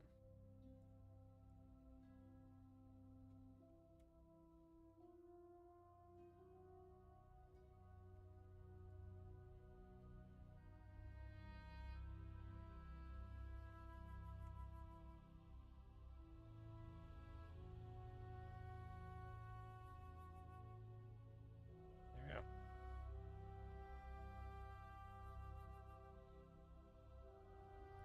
And even like include these two together and then group, and then we have our door. We could even like set these two things aside. Take these and these and make that a group. That way every time every time we have a door, we can just say, oh, this goes on the door. So, go in, correct vertice, and please down. Ta-da! Second door done. Super smooth. I just go back in with whatever wall panels we choose. That. Super stupid simple. That is going to make building out the interior of the ship much easier.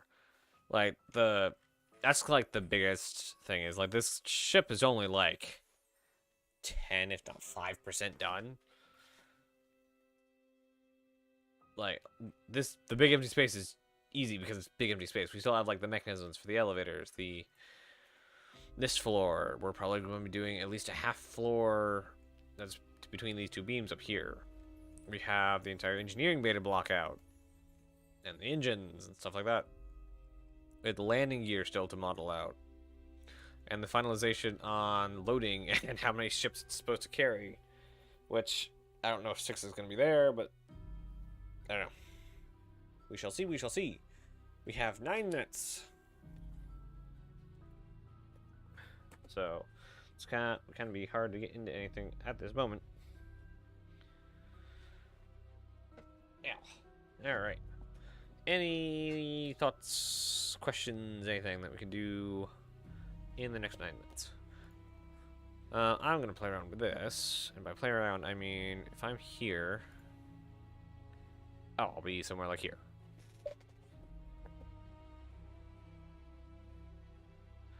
Oh no, that's a 30. Oh no, hold on. 4070, so I'll be here. What is this? 4090, 4090, 4090, 4080, 4080, 4080, 4080, 4080. Oh wait. So I could be up to this point. And then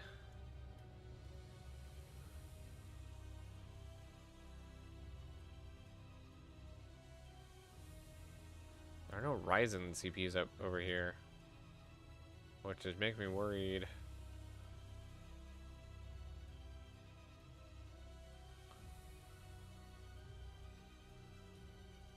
Is the 5950X? Which one do I have?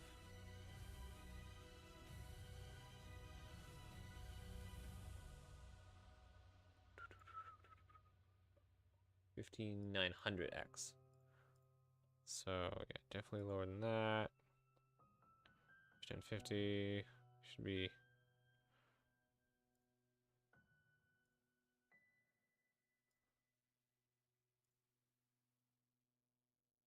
Yeah, that's 39. Just no one's in that like slot with it.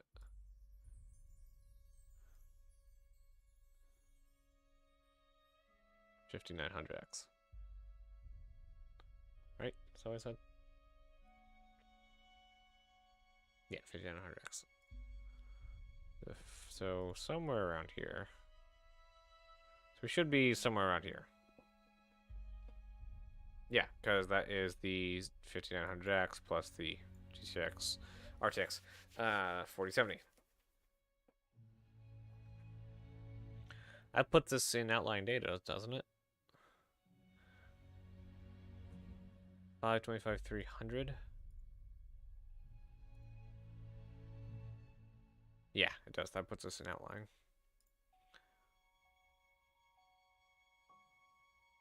Yeah.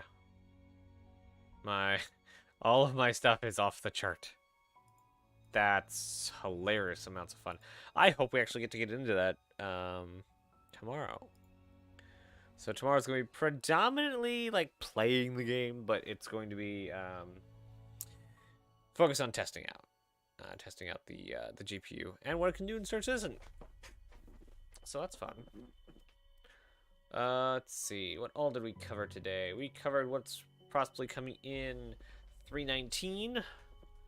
We covered the pillars of Star Citizen, and that server meshing is the final foundational technology. After that, it's full steam ahead to beta.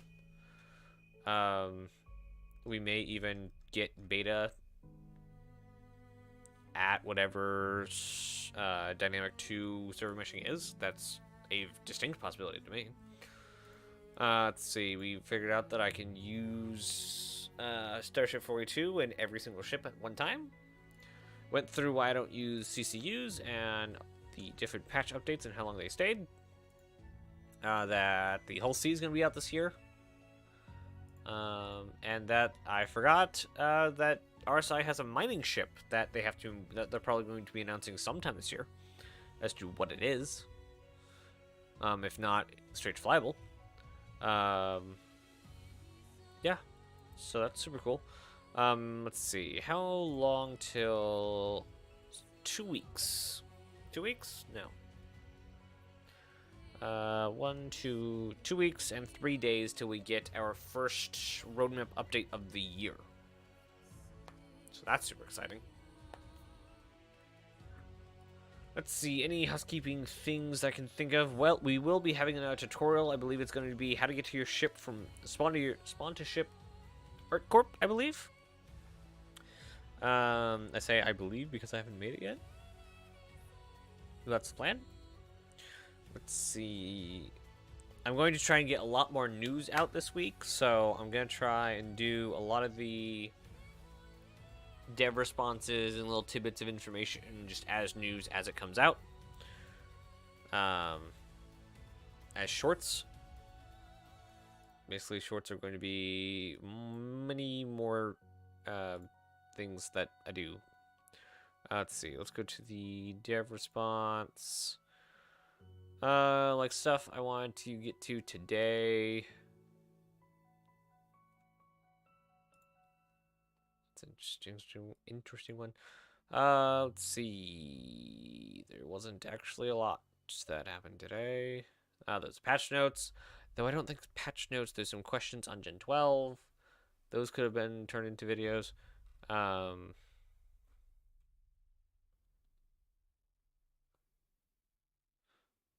memories.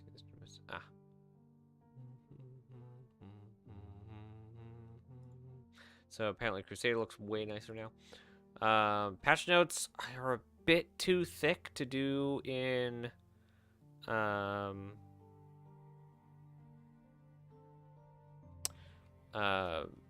shorts. There's a lot more in them. So those, I don't know how to do those just yet. Because I want to go through all the fixes. Kind of. Oh, that's for remaining stuff. Actually, this fixes was actually really small. Yeah, so they're a lot fewer fixes means they're working either on bigger bugs or they're running out of bugs. That's funny. All right, and that is kind of all I got. Lots more news. Let's see, the Twisk as well. This weekend, or is it Twisk? I think it's Twisk. This weekend Star Citizen. I want to be covering those as well. The problem is 1 minute is very short.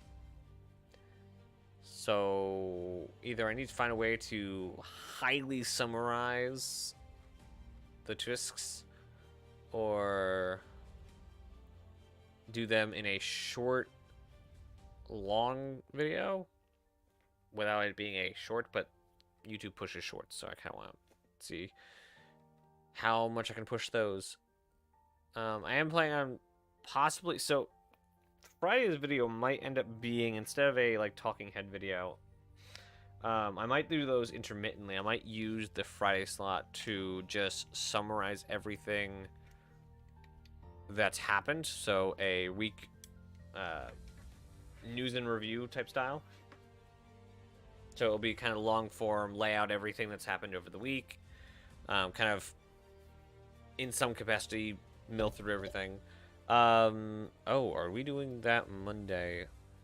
Do we have podcast Monday? I believe we do.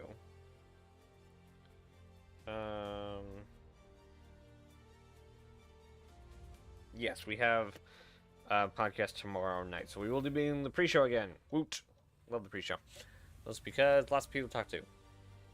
So we'll be doing that at 8 tomorrow, and then we'll go into the monthly report, kind of read through. I haven't summarized anything, though I don't think we need to. I think Tree likes to do it long form, so we'll be doing that. I've lost OBS. There you go.